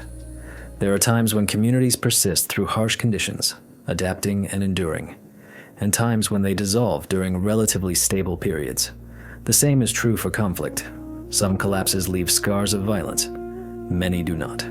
This suggests that the most powerful forces of interruption might not always be the dramatic ones we can easily detect. Instead, they may be slow, cumulative pressures that change what people pay attention to, how they organize, and what they choose to remember. When daily life becomes narrower, more focused on immediate survival, and less on long-term planning practices that require sustained attention begin to erode. Watching the sky every night to track subtle cycles is more likely in an era of stability. So is careful management of plants or complex shaping of stone. In hard times, people may simplify. They may favor easily taught methods over more refined ones. The cost of maintaining complexity can become higher than its perceived benefit. Over generations, this kind of simplification looks, in the record, like decline. But from the inside, it may have felt like adaptation, a shift to methods that are easier to maintain in new circumstances. Another layer of interruption lies in our inability to see entire classes of evidence. If early groups began experimenting more heavily with wood, fiber, leather, resins, and other perishable materials, then an enormous part of their technological and symbolic life could vanish without a trace. we might see only the stone and bone components, which could falsely appear simpler or less central than they truly were. In such cases, what looks like a break in knowledge might partly be a change in medium. A group moves from heavy stone markers to wooden ones, from rock-carved diagrams to patterns drawn on hides, from stone tools to composite tools with more organic components. If those organic materials vanish, we are left with a distorted picture, a seeming backward step that may not have been one for the people living it. Still, even after we account for such distortions, the interruptions remain too persistent to ignore. They are not limited to one region or period. They recur in many places, across long spans of time. Each recurrence follows a similar arc. Knowledge becomes more structured and visible. A community organizes around that knowledge. Something changes. The structures dissolve or are abandoned. Later groups live differently in the same space, often without clear connection to what came before. Echoes of the Forgotten Earth sees these arcs not as flaws in the story, but as part of its shape. Humanity did not march steadily upward. It moved in waves, learning, organizing, dispersing, forgetting, and relearning. Each wave left behind fragments. Some of those fragments survived by chance. Others were preserved in story or land use patterns. Many disappeared entirely. Understanding this helps us approach the missing portion of our history with a different kind of expectation. Instead of looking for one lost golden age or a single erased civilization, we can look for repeated pulses of complexity that rose and fell at different times and in different places. This perspective also changes how we see ourselves. The continuity we enjoy now, a global network of recorded knowledge, interconnected archives, and constant communication, is not the normal state of humanity across time. It is unusual. For most of our existence, knowledge was local, personal, fragile, and frequently interrupted. The fact that anything has carried through from those early eras, whether in stone, in soil chemistry, in the arrangement of terraces and paths, or in stories about floods and lost homelands, is remarkable. Each surviving trace is something that passed through countless chances to be lost and somehow remained. From here, echoes of the Forgotten Earth turns to yet another kind of record keeper, the landscapes themselves. Not just the artifacts buried within them, but the shapes of hills, forests, rivers, and coasts that still bear the imprint of choices made long ago, even when no one alive remembers what those choices were. We'll walk those quiet traces next. Terraces that outlast their farmers, paths that outlast their travelers, river bends that still follow channels first, nudged by unrecorded hands. There are places in the world where the ground holds a clearer memory than the cultures currently living on it. Patterns in soil, stone, vegetation, and water still carry traces of decisions made long ago. Even when stories have faded and names have changed, the land quietly records that someone once shaped it on purpose. Unlike a pot or a tool that can be broken, lost, or buried, the land itself persists. Terraces remain cut into hillsides. Old paths stay slightly lower than the ground around them. Water still follows channels first nudged by human hands. Forests grow in patterns that don't match their natural tendencies because people, long ago, interfered in ways no one now remembers. In many regions, faint terraces climb slopes that are no longer actively farmed. These steps are often shallow, irregular, and softened by centuries of erosion. But their rhythm is clear when seen from the right angle or in the right light. Sediment analysis and dating sometimes show that these terraces predate the earliest known large-scale agriculture in the region. They suggest that small groups once experimented with controlling erosion and managing rainfall before the full development of field grids and permanent villages. Later populations often live below or around these terraces without using them. They may not know who carved them or why. To them, the steps are simply old work, curiosity rather than inheritance. The land remembers an early phase of experimentation that did not survive an active practice. Elsewhere, long faint paths cross landscapes in lines that have outlived the cultures that first wore them into the ground. These are not modern roads, but barely visible tracks, detectable through subtle compaction, changes in plant growth, or slight depressions. Some lead between water sources and camp-friendly plateaus. Others run along ridges that provide visibility and relative safety. Over time, animals may adopt these same paths, deepening them. Later, humans sometimes use them again without ever knowing they are walking in the footsteps of ancestors thousands of years removed. Vegetation patterns form another kind of memory. In some forests and grasslands, certain useful species grow in clusters or alignments that don't match what random dispersal would produce. These arrangements hint that earlier people burned, pruned, or planted selectively to favor plants they used for food, medicine, or materials. Even after the people left or changed their practices, the plants continued to follow the old pattern, creating natural landscapes that are, in fact, the ghosts of ancient gardens. Rivers offer their own evidence. While rivers constantly adjust their courses, some stretches display shapes suggesting human influence. Short, straight segments where meanders would normally form, slightly redirected bends that steer water away from a flat where signs of past occupation appear, or embankments that show subtle reinforcement.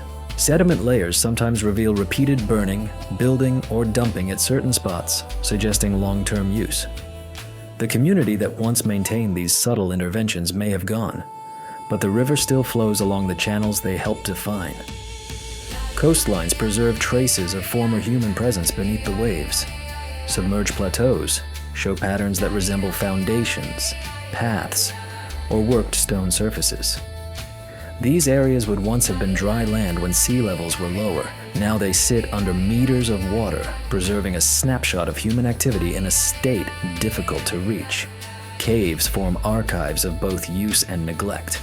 Layers of soot, floor compaction, and artifacts record periods when they were inhabited or used as gathering places. Between those layers lie stretches of undisturbed sediment, revealing times when people did not enter or did so very rarely. Each return, centuries later, often brings a new culture with different uses and meanings. The cave remembers all of them, even when the stories outside its mouth have changed completely.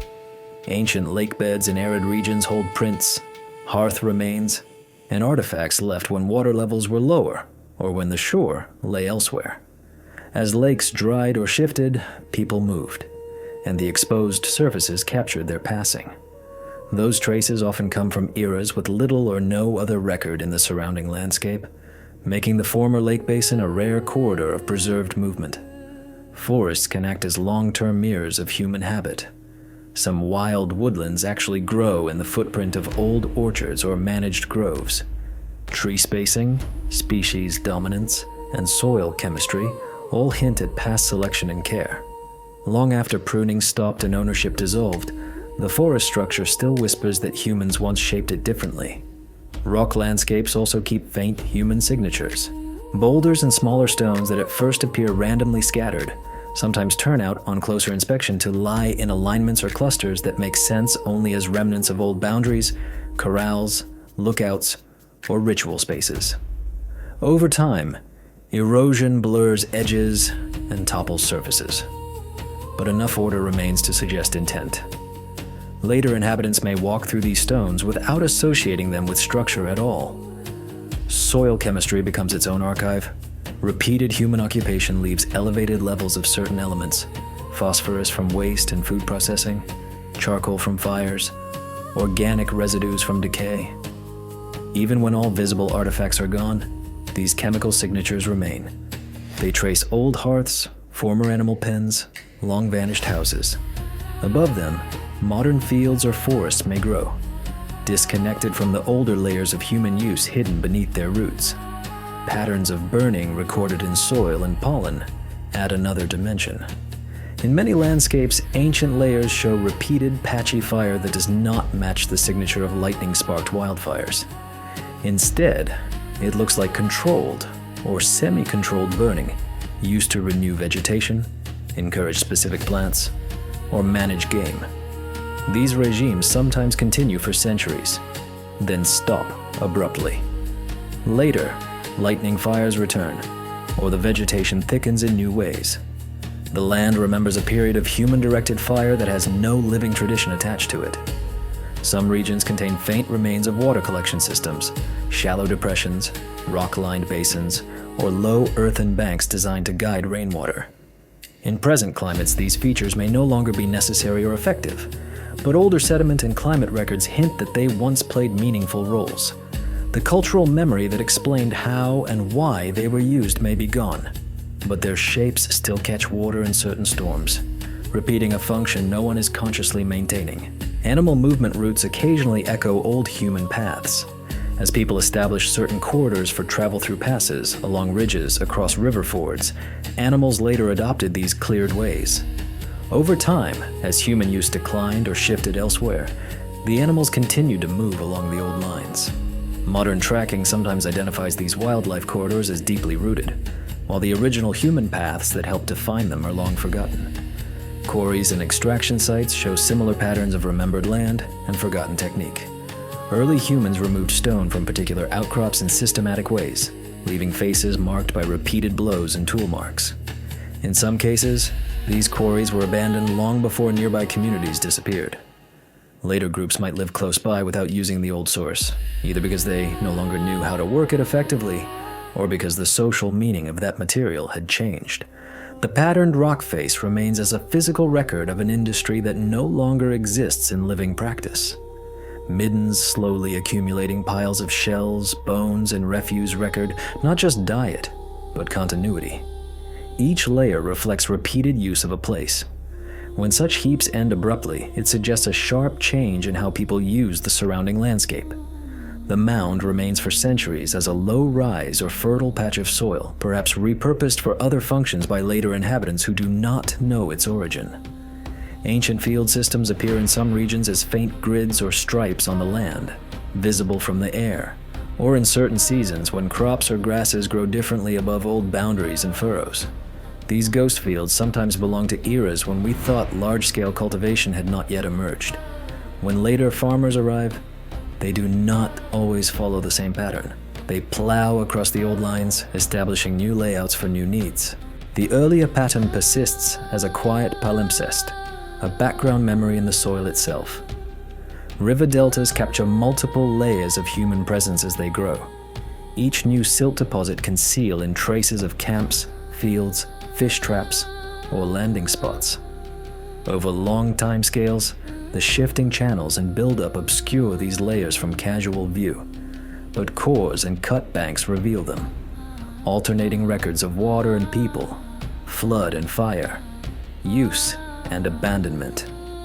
In mountainous terrain, small rock shelters or leveled ledges indicate places where people once took refuge, hunted, or watched over valleys. Sometimes these spots show repeated occupation through charcoal and artifacts. Other times they show short bursts of use followed by long absence. Later herders or hikers passing the same ledges may pause for shade without realizing they've stepped into a vantage point chosen long ago for the same reasons. In certain parts of the world, modest stone markers or mounds align with particular star rises or solstice sunrises. Even when no one now consults them, they still perform their original function. On specific days, the sun or a star passes over or between them in predictable ways. The sky keeps its side of the alignment long after the human story attached to it has faded. Taken together, all these landscape traces show that early people did more than simply exist in their environments. They interacted with them in deliberate, knowledgeable ways, sometimes gently, sometimes dramatically. They cut, burned, planted, smoothed, channeled, and arranged. But what stands out in the context of the missing portion of our history is how often these interventions outlast the memory of why they were made. The terraces remain, but the farming system is gone. The paths remain, but the walkers have changed. The channels remain, but the community that dug them no longer knows how they were used. The land, in effect, has a longer attention span than the cultures moving across it. Echoes of the Forgotten Earth sees this as another expression of that recurring pattern. Knowledge leaves marks that can survive without explanations. Over time, those marks become part of nature in the eyes of later people. A managed forest becomes a wild one. A shaped river becomes a natural channel. A deliberate planting pattern becomes a random grove. For us looking back, These traces are hints that early human involvement with landscapes was both deeper and older than the clean story of first farmers and later engineers suggests. It implies long phases of experimentation, localized success, and quiet abandonment phases that sit inside the missing portion of history we are trying to outline. From here, we turn back to the endings, not just of individual sites or techniques, but of entire eras that seem to close without the kind of drama later collapses show. In later history, when large societies collapse, we often see clear signatures: ash layers from burned cities, mass graves, abandoned fortifications, sudden changes in diet that reveal famine. But many early endings don't look like that at all. They look more like a set of tools laid down and never picked up again. Imagine an early community that has lived in one place for centuries. The layers below the surface show repair and rebuilding. Walls are patched, hearths are cleaned and reignited. Broken tools are replaced with new ones made in the same style. Storage pits are dug, emptied, and dug again. Children grow up inside a pattern of life that feels stable and predictable. Then, very suddenly in archaeological terms, it stops. Above the last floor layer, there is no sign of struggle, no shattered defenses, no charred beams, no rush of burials. Instead, there is emptiness. A thin sheet of wind-blown dust, a bit of erosion, perhaps a few scattered animal bones from creatures passing through. Tools lie where they were last used. Grindstones rest with unprocessed grain beside them. Half-finished walls stand waiting for builders who never return.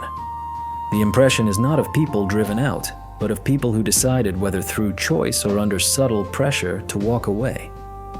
These gentle endings appear across many types of terrain: high plateaus, fertile valleys, river crossings, forest edges, coastal zones. They're not confined to extreme climates or obvious hazard zones. They occur in places where conditions, as far as we can tell, would have allowed people to continue living much as they had before. In some of these areas, we see particularly early developments in community life: multi-room dwellings arranged around shared spaces, storage facilities that indicate surplus and planning, spaces that seem designed for group gatherings or rituals. Everything about them says that people knew how to live together, solve practical problems, and think beyond the immediate moment. And then, after generations of continuity, there's an end that does not obey the usual rules. Later groups sometimes move into the general region, but they build differently. They use other tools. They decorate or bury their dead in new ways. They do not pick up where the old society left off. They start along a separate path, as though unaware of what existed before. In areas where early agriculture appears ahead of schedule, the same pattern repeats. We see seeds in storage, signs of soil modification, and plant remains that suggest deliberate tending. We see the beginnings of irrigation or controlled burning. Then these efforts stop. The land, for a while, goes back to being used lightly, if at all. Eventually, agriculture emerges again, perhaps nearby, with no obvious line of descent from the first attempt. The same happens with art and symbolism. Some early populations create consistent figurines, cave art, or engraved objects whose styles hold steady for long periods. Then suddenly, those styles disappear. Later art in the same broad region looks nothing like the earlier work. It doesn't elaborate or transform the old symbols, it simply ignores them. Early trade networks show this as well. Exotic materials move between distant places, implying exchange networks or repeated long-range journeys. Then the flow stops. Later societies, even those more technically advanced, sometimes show less long-distance contact than these early groups did for a time. A web of connection formed, functioned, and dissolved, leaving only a scatter of unusual stones and shells to show where its threads once ran. In the most puzzling cases, we find complex planning in structures that do not seem to have been used long enough to justify the effort that went into them. Foundations with careful drainage underlie buildings that saw only brief occupation. Carefully measured layouts stand beneath thin layers of discarded material. Then nothing. It's as though people assembled the pieces of a new way of life, took a few steps inside it, and then turned away. Why would this happen again and again? Obvious causes, disaster, war, severe climate shock, are not always visible, which suggests that the pressures behind these endings may often have been subtler, a slow change in resource patterns that made another location more appealing, shifts in social structure that made older layouts feel constraining, changes in belief that made certain sites or practices seem less appropriate or even taboo, gradual population thinning until there simply weren't enough people to maintain complex structures or traditions. Genetic evidence adds another twist. In some areas, DNA suggests that the same broad population stayed in place while their material culture changed drastically. The people didn't vanish, but their ways of living did. That implies an internal transformation, a change in how they thought about themselves, their land, and their priorities, strong enough to end long-standing practices. Echoes of the Forgotten Earth considers that for the people inside those transitions, these endings may not have felt like collapse at all. They may have felt like necessary change, or even renewal. Moving away from a well-established site might have been a response to subtle warning signs in the environment, to conflicts not preserved in bones and walls, or to ideas carried in stories and dreams. Yet from our vantage point, what we see is a line cut short, a way of organizing life that reached a certain level of complexity, then stopped without becoming the foundation for what came later. This is where many of the quiet discussions among researchers begin. They look at these abrupt closures, the anomalies, the forgotten terraces and abandoned paths, and ask whether early human history as we currently tell it is missing a fundamental pattern. A pattern not of one lost civilization, but of many partial blooms of complexity. Social, technological, symbolic. Each bloom rose from a small base, brightened the local landscape for a time, and then faded, leaving scattered evidence too thin to form a conventional civilization in our modern sense, but rich enough to challenge the idea of a simple, linear climb. These quiet conversations are not often written into textbooks. They live in letters, late-night field talks, and the margins of academic work, because the data is real but incomplete. Connecting it into a single story is tempting and dangerous. Echoes of the Forgotten Earth does not claim to know that story in full. What can be said is this: when we put all of these endings, anomalies, landscape memories, and persistent myths side by side, they do not cancel each other out. They lean in the same direction. They suggest that the missing portion of our history is not an empty void, but a densely occupied, poorly preserved terrain of human experiment, insight, and repeated reinvention. From here, the questions grow even more tentative. Researchers try to imagine models that could hold all these scattered clues without leaping beyond what evidence allows. They ask quietly whether our picture of early humanity is too narrow, not dramatic enough, but also not complex enough. These ideas rarely appear in bold headlines or polished summaries. They live instead in side notes, informal talks, and the private reflections of people who have stared at the same puzzles long enough to see patterns that don't fit comfortably inside the standard outline. They're not about hidden empires or impossible machines. They're attempts to explain why early human history looks so uneven, why complexity appears and vanishes, and why so much of what once existed seems to have slipped through our fingers. One recurring thought is that early human development didn't follow a single, global trajectory at all. Instead, it may have unfolded as a field of local experiments. Small groups, spread thinly across a changing planet, tried many different ways of living. Some developed refined tools early, others built communal structures, others experimented with land management or navigation or symbolic systems. Very few of these experiments grew large enough or lasted long enough to leave the heavy, unmistakable marks we associate with civilization. In this view, much of human history before writing is made of peaks that never quite became mountain ranges. A community might reach a surprising level of coordination and knowledge, but only across a small area and for a limited time.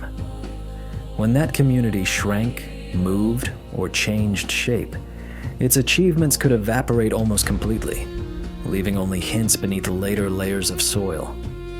Another idea focuses on the way knowledge itself may have moved. We usually imagine technologies and insights spreading slowly through direct contact, carried by migrating groups or trade. But in small, highly mobile populations, ideas could move quickly through loose networks without leaving many material traces. Seasonal gatherings, chance meetings at resource-rich locations, or overlapping hunting territories might have allowed information to diffuse across vast regions even when permanent settlements were rare. If this was common, then some of the out-of-place refinements we see in tools and practices might not be early local inventions at all, but imports from earlier, now invisible centers of experimentation. The center fades, its material record lost to erosion, flooding, or submersion, but fragments of its methods survive in scattered communities at the edges, just enough to puzzle us, not enough to map their source. Population size and structure form another part of the picture. Genetic studies show that human numbers have fluctuated dramatically.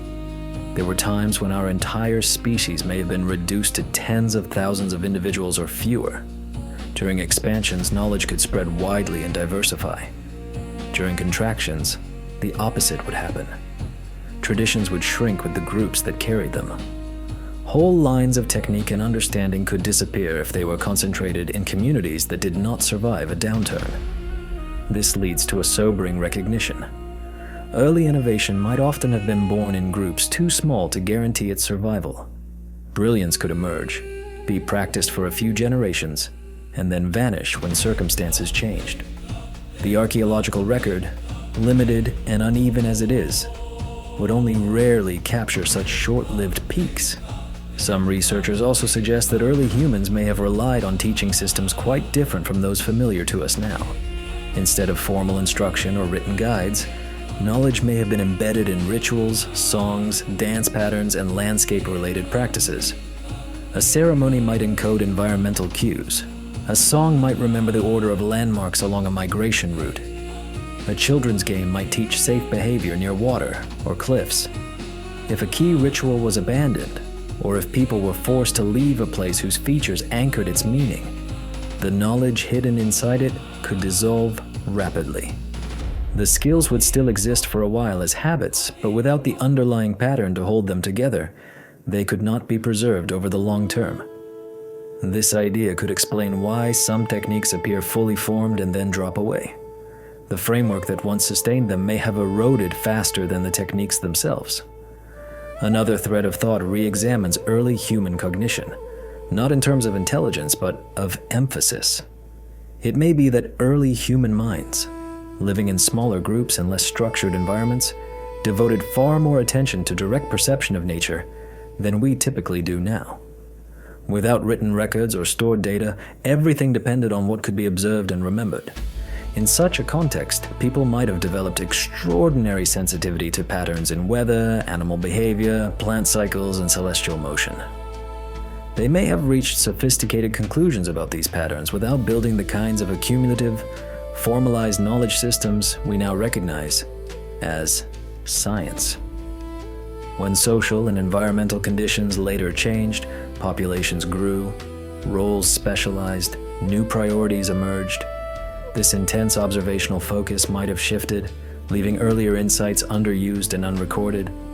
Some scholars wonder whether early human networks extended farther than we realize, not in the sense of ships crossing oceans regularly, but in the form of repeating corridors of movement, seasonal meeting places, and long-term exchange routes.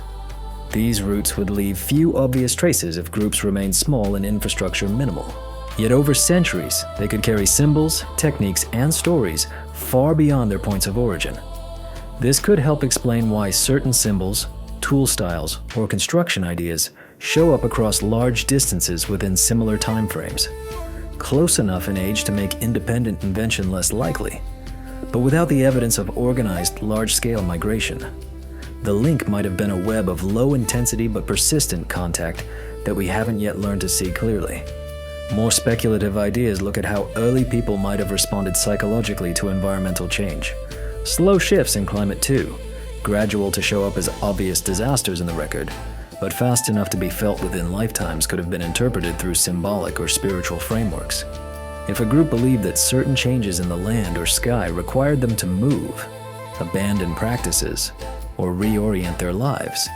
They might have done so in ways that look puzzling to us because the cause existed primarily in shared belief and story, not in a single dramatic event. In such scenarios, knowledge can be discarded deliberately.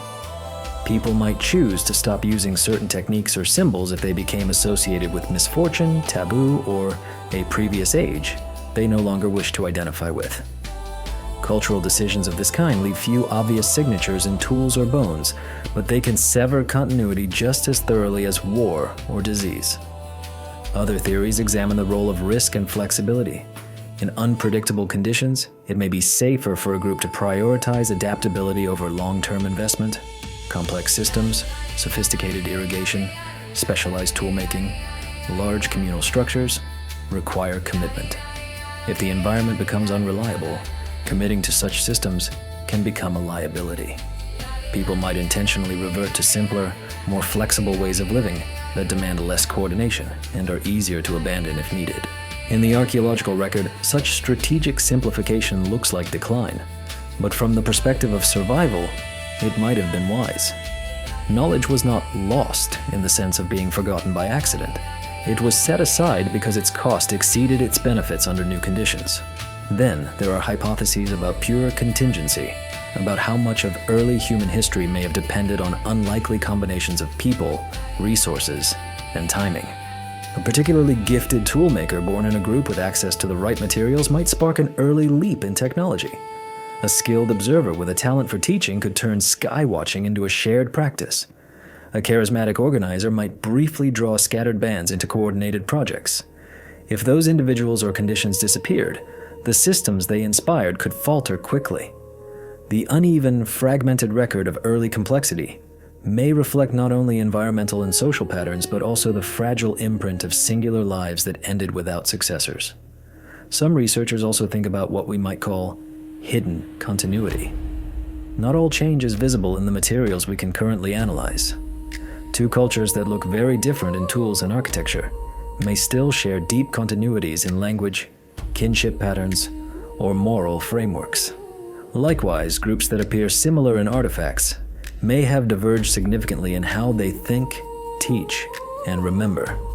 From this angle, some of what looks like sudden appearance or disappearance of knowledge may actually be changes in how that knowledge is expressed materially, rather than in whether it exists at all. A tradition might shift from stone markers to wooden ones, from public ceremony to private practice, from the spoken word to patterns embedded in everyday behavior. Archaeology is better at seeing some of these shifts than others. Another quiet discussion involves the limits of our own imagination. The further back we look, the more we rely on analogies to later societies we know better. But early humans may have organized their worlds in ways that don't map neatly onto any later example. They may have valued different things, structured time differently, or drawn boundaries between practical and sacred in ways we wouldn't expect. If so, some of the puzzles that look to us like contradictions might simply be evidence of unfamiliar priorities. A group that appears to abandon complex construction may have decided that mobility, ritual, or a new ecological relationship was more important. A network that dissolves might not signal failure, but a deliberate change in how people wanted to relate to distant groups. Underlying most of these theories is the same theme. The archaeological record can tell us many things, but it cannot easily show us the inner life of early societies. Motives, fears, hopes, and values rarely fossilize. We see what people did, but not always why they did it or why they stopped. For that, we turn back to the interplay between physical traces, stories, and patterns of absence. Genetic shifts without obvious cultural markers, linguistic dispersals without clear archaeological trails, myths of lost ages that resonate with climatic or geological evidence, landscapes that still carry the form of decisions no one remembers making. Put together, these layers suggest that the missing chapter of human history is not a single blank space waiting to be filled with one dramatic discovery. It is a long, intricate section of the book where much of the ink has faded. We can still see certain strokes, hear a settlement that rose and ended quietly. There a technology that appeared early and left few descendants. Elsewhere a memory of land lost to sea. But the full paragraphs between them are gone. Echoes of the Forgotten Earth doesn't try to rewrite that chapter with guesswork. Instead, it tries to outline its shape.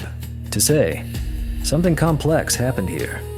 Many times in many places, people learned, organized, forgot, and tried again.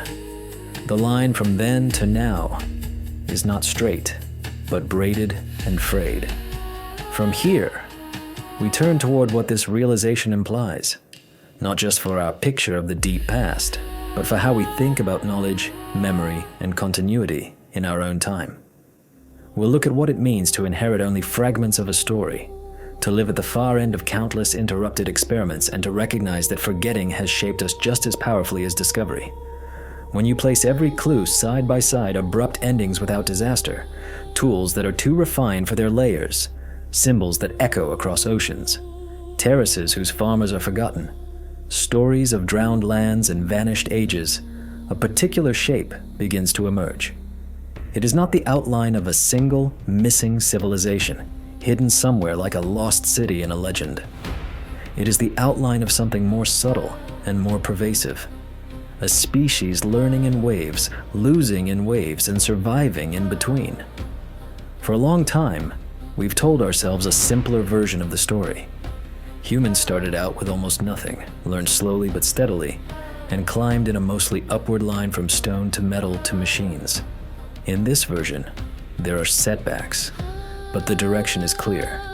Each generation holds a little more than the last. Each discovery sits securely on top of what came before. The evidence from deep prehistory doesn't agree. It shows that long before cities and empires, people were already doing things that belong in our models much later. Shaping stone with practiced precision, tracking the sky with enough care to build alignments, managing plants and animals in ways that hint at proto-agriculture, modifying landscapes with terraces, channels, and controlled burns, building structured communities that appear fully formed and then disappear, preserving memories of floods, migrations, and lost homelands in stories that outlast the physical traces. These are not the marks of a single, linear climb. They are the marks of repeated attempts. Each attempt grew out of local conditions and local minds. Each one ran into limits, environmental, social, or simply the limits of small numbers and fragile memory. Some ended with disaster. Many ended quietly. What survived from those attempts is not a clean inheritance. It is a patchwork. Bits of early knowledge passed through narrow funnels of continuity. A technique remembered in one valley, a myth retold on one coast, a pattern embedded in one landscape. Most other pieces fell away. That means the world we inhabit now was built not only on everything that was learned, but also on everything that was lost. The gaps are not empty. They are formative. They shaped which combinations of knowledge and habit could survive long enough to be written, formalized, and eventually turned into the infrastructures we now depend on. Once we recognize that, the missing portion of our history becomes less of a void and more of a mirror. It reflects several truths. Knowledge is fragile. Even deeply practical skills can vanish quickly when the conditions that support them change. A handful of generations, a few broken teaching lines, and centuries of insight can disappear almost entirely.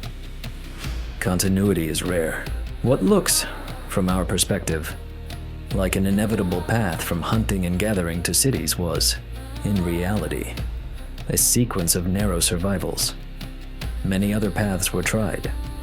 Most did not lead to anything we can now see clearly. Forgetting is active. We don't only lose things by accident. Societies sometimes choose to abandon practices, symbols, or entire ways of living because they no longer fit, because they are associated with misfortune, or because new priorities demand lighter, more flexible methods. Memory shifts medium. What begins as a technique may survive only as a story. What begins as a ritual may survive only as a landscape pattern. What begins as a system of observation may survive only as a symbol. The meaning moves, and when it moves far enough from its origin, it becomes invisible to us. Human potential has always been broad. The minds that watched solstice sunrises from stone rings, that tracked animal migrations without maps, that heat-treated stone and mixed durable pigments, were not half-formed. They were as fully human as we are, operating with different tools and under far less stable circumstances. Recognizing this complicates the way we think about progress. It suggests that intelligence and insight are not rare peaks at the end of a long climb, but properties that appeared very early and have been constrained, freed, and constrained again by the conditions people lived in. It also raises a quieter, more personal question. What are we losing now, in ways we cannot see from inside our own moment? We live in a time when enormous amounts of information are recorded, duplicated, and transmitted. In some ways, that makes knowledge more secure than ever before. But continuity is not just about storage. It is about what people value, practice, and teach. If our own priorities shift quickly, if ways of living that depend on particular skills or forms of attention are discarded, then future eyes might look back at us and see gaps as puzzling as the ones we see in the deep past. They might find traces of capabilities that disappeared for reasons they can't fully reconstruct. They might inherit our tools without our context, our stories without our meanings, our structures without our intentions. The missing chapter of early human history is a reminder that no generation stands outside this risk. The line between past and future is not guaranteed by technology alone. It depends on choices, what we decide to carry forward, what we are willing to let go, and how we balance complexity with resilience. There's another more humbling implication. If so much of the early human story is invisible to us, if most experiments left almost nothing behind, then we are, in a real sense, descendants of people we will never know. Our genetic, cultural, and cognitive inheritance includes contributions from groups whose names, languages, and lifeways are permanently erased. Their successes and failures, their adaptations and mistakes, shape the environment of ideas into which later societies were born. We move inside a world already shaped by choices no one remembers making. The terraces we still use, the plants we still depend on, the routes we still travel, the stories whose origins are lost under layers of retelling. Echoes of the Forgotten Earth does not try to restore those erased identities by inventing details. Instead, it honors their presence in the only way that remains honest, by acknowledging the scale of what we don't know, and by letting that uncertainty widen rather than narrow our sense of who humans have been. When we look at the deep past this way, the silence between artifacts becomes part of the story. It tells us that most human lives have left no direct trace. Most human insights vanished without record. Most human stories ended without becoming part of any written tradition. And yet, those lives, insights, and stories still matter, because they form the countless invisible bridges that carried our species from one precarious moment to another. Without them, there would be no we to ask these questions now. So where does that leave us? It leaves us standing on a kind of threshold. On one side is the long, fractured, partly hidden history that brought us here. On the other is the uncertain span ahead, in which our own knowledge and memory will be tested by changes we can't fully predict. The deep record suggests that stability opens space for careful observation and learning. Instability can erase highly developed systems faster than we think. Redundancy. Multiple ways of storing and transmitting knowledge may be one of the few defenses against large-scale forgetting. Humility about what we don't know is not a weakness, but a necessary response to the fragmentary nature of evidence. Echoes of the Forgotten Earth carries these lessons not as warnings in the dramatic sense, but as context. They remind us that we are part of a much longer arc of trial and error, one in which loss has always walked beside insight. The missing chapter of human history is not a sealed secret waiting for one final revelation. It is an ongoing invitation to look more closely, at anomalies that don't fit, at stories that won't quite flatten into metaphor, at landscapes whose shapes outlast memory.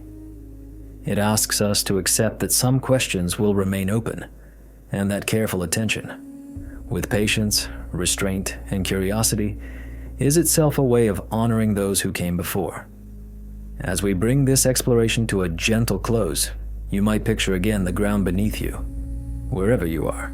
Layers of weathered stone, bands of old soil, traces of roots and ash and long-decayed bodies. Perhaps a forgotten hearth. Perhaps a footprint pressed into ancient mud. Most of what happened there will never be known. But some part of it lives on in you, in all of us, carried forward not as clear images, but as capacities to adapt, to notice, to tell stories, to organize, to forget, and to begin again. Echoes of the Forgotten Earth leaves you with that thought, that the mystery beneath our feet is not separate from who we are. It is part of us. We move, every day, across the surface of a past that is both broken and continuous, scattered and shared. And while we may never recover the missing chapter in full, we can choose how we respond to its absence with certainty or with wonder. Here, in this quiet space, we choose wonder.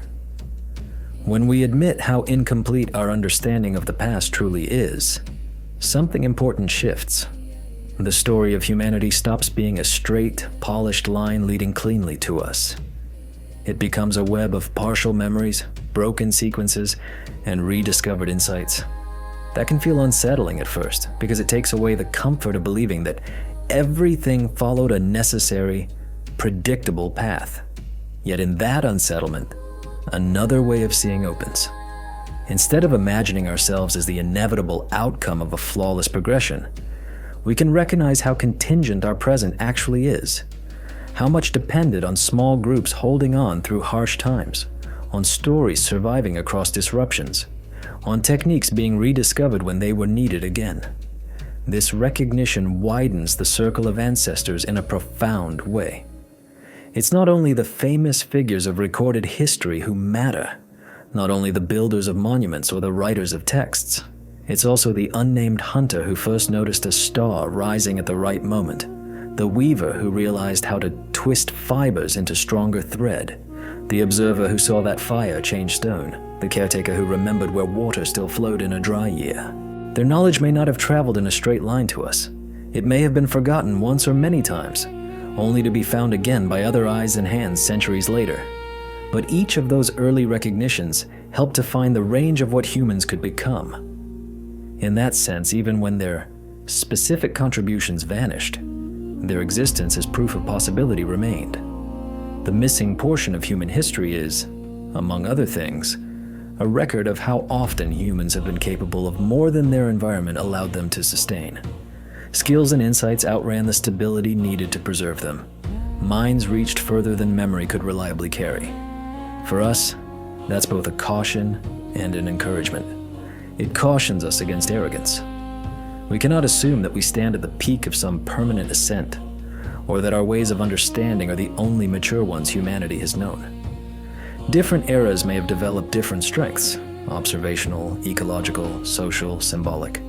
Some of those strengths may surpass our own in areas we've neglected or traded away. At the same time, it encourages us by showing that creativity and depth of thought are not recent acquisitions. They're old companions. The capacity to notice subtle patterns, to cooperate in complex ways, to shape the environment deliberately, and to tell stories that carry meaning across generations. All of these have been with us far longer than written records. This realization can soften the distance we sometimes place between them and us, between early humans and modern ones. It becomes harder to see ancient people as merely primitive once we recognize how often they navigated uncertainty with tools far more fragile than ours, and how often they managed to find workable answers anyway. It also invites us to re-examine what we mean by advancement. Is it only the accumulation of technologies and institutions? Or is it also the depth of relationship with land, the subtlety of social memory, the ability to adjust without leaving deep scars on the world?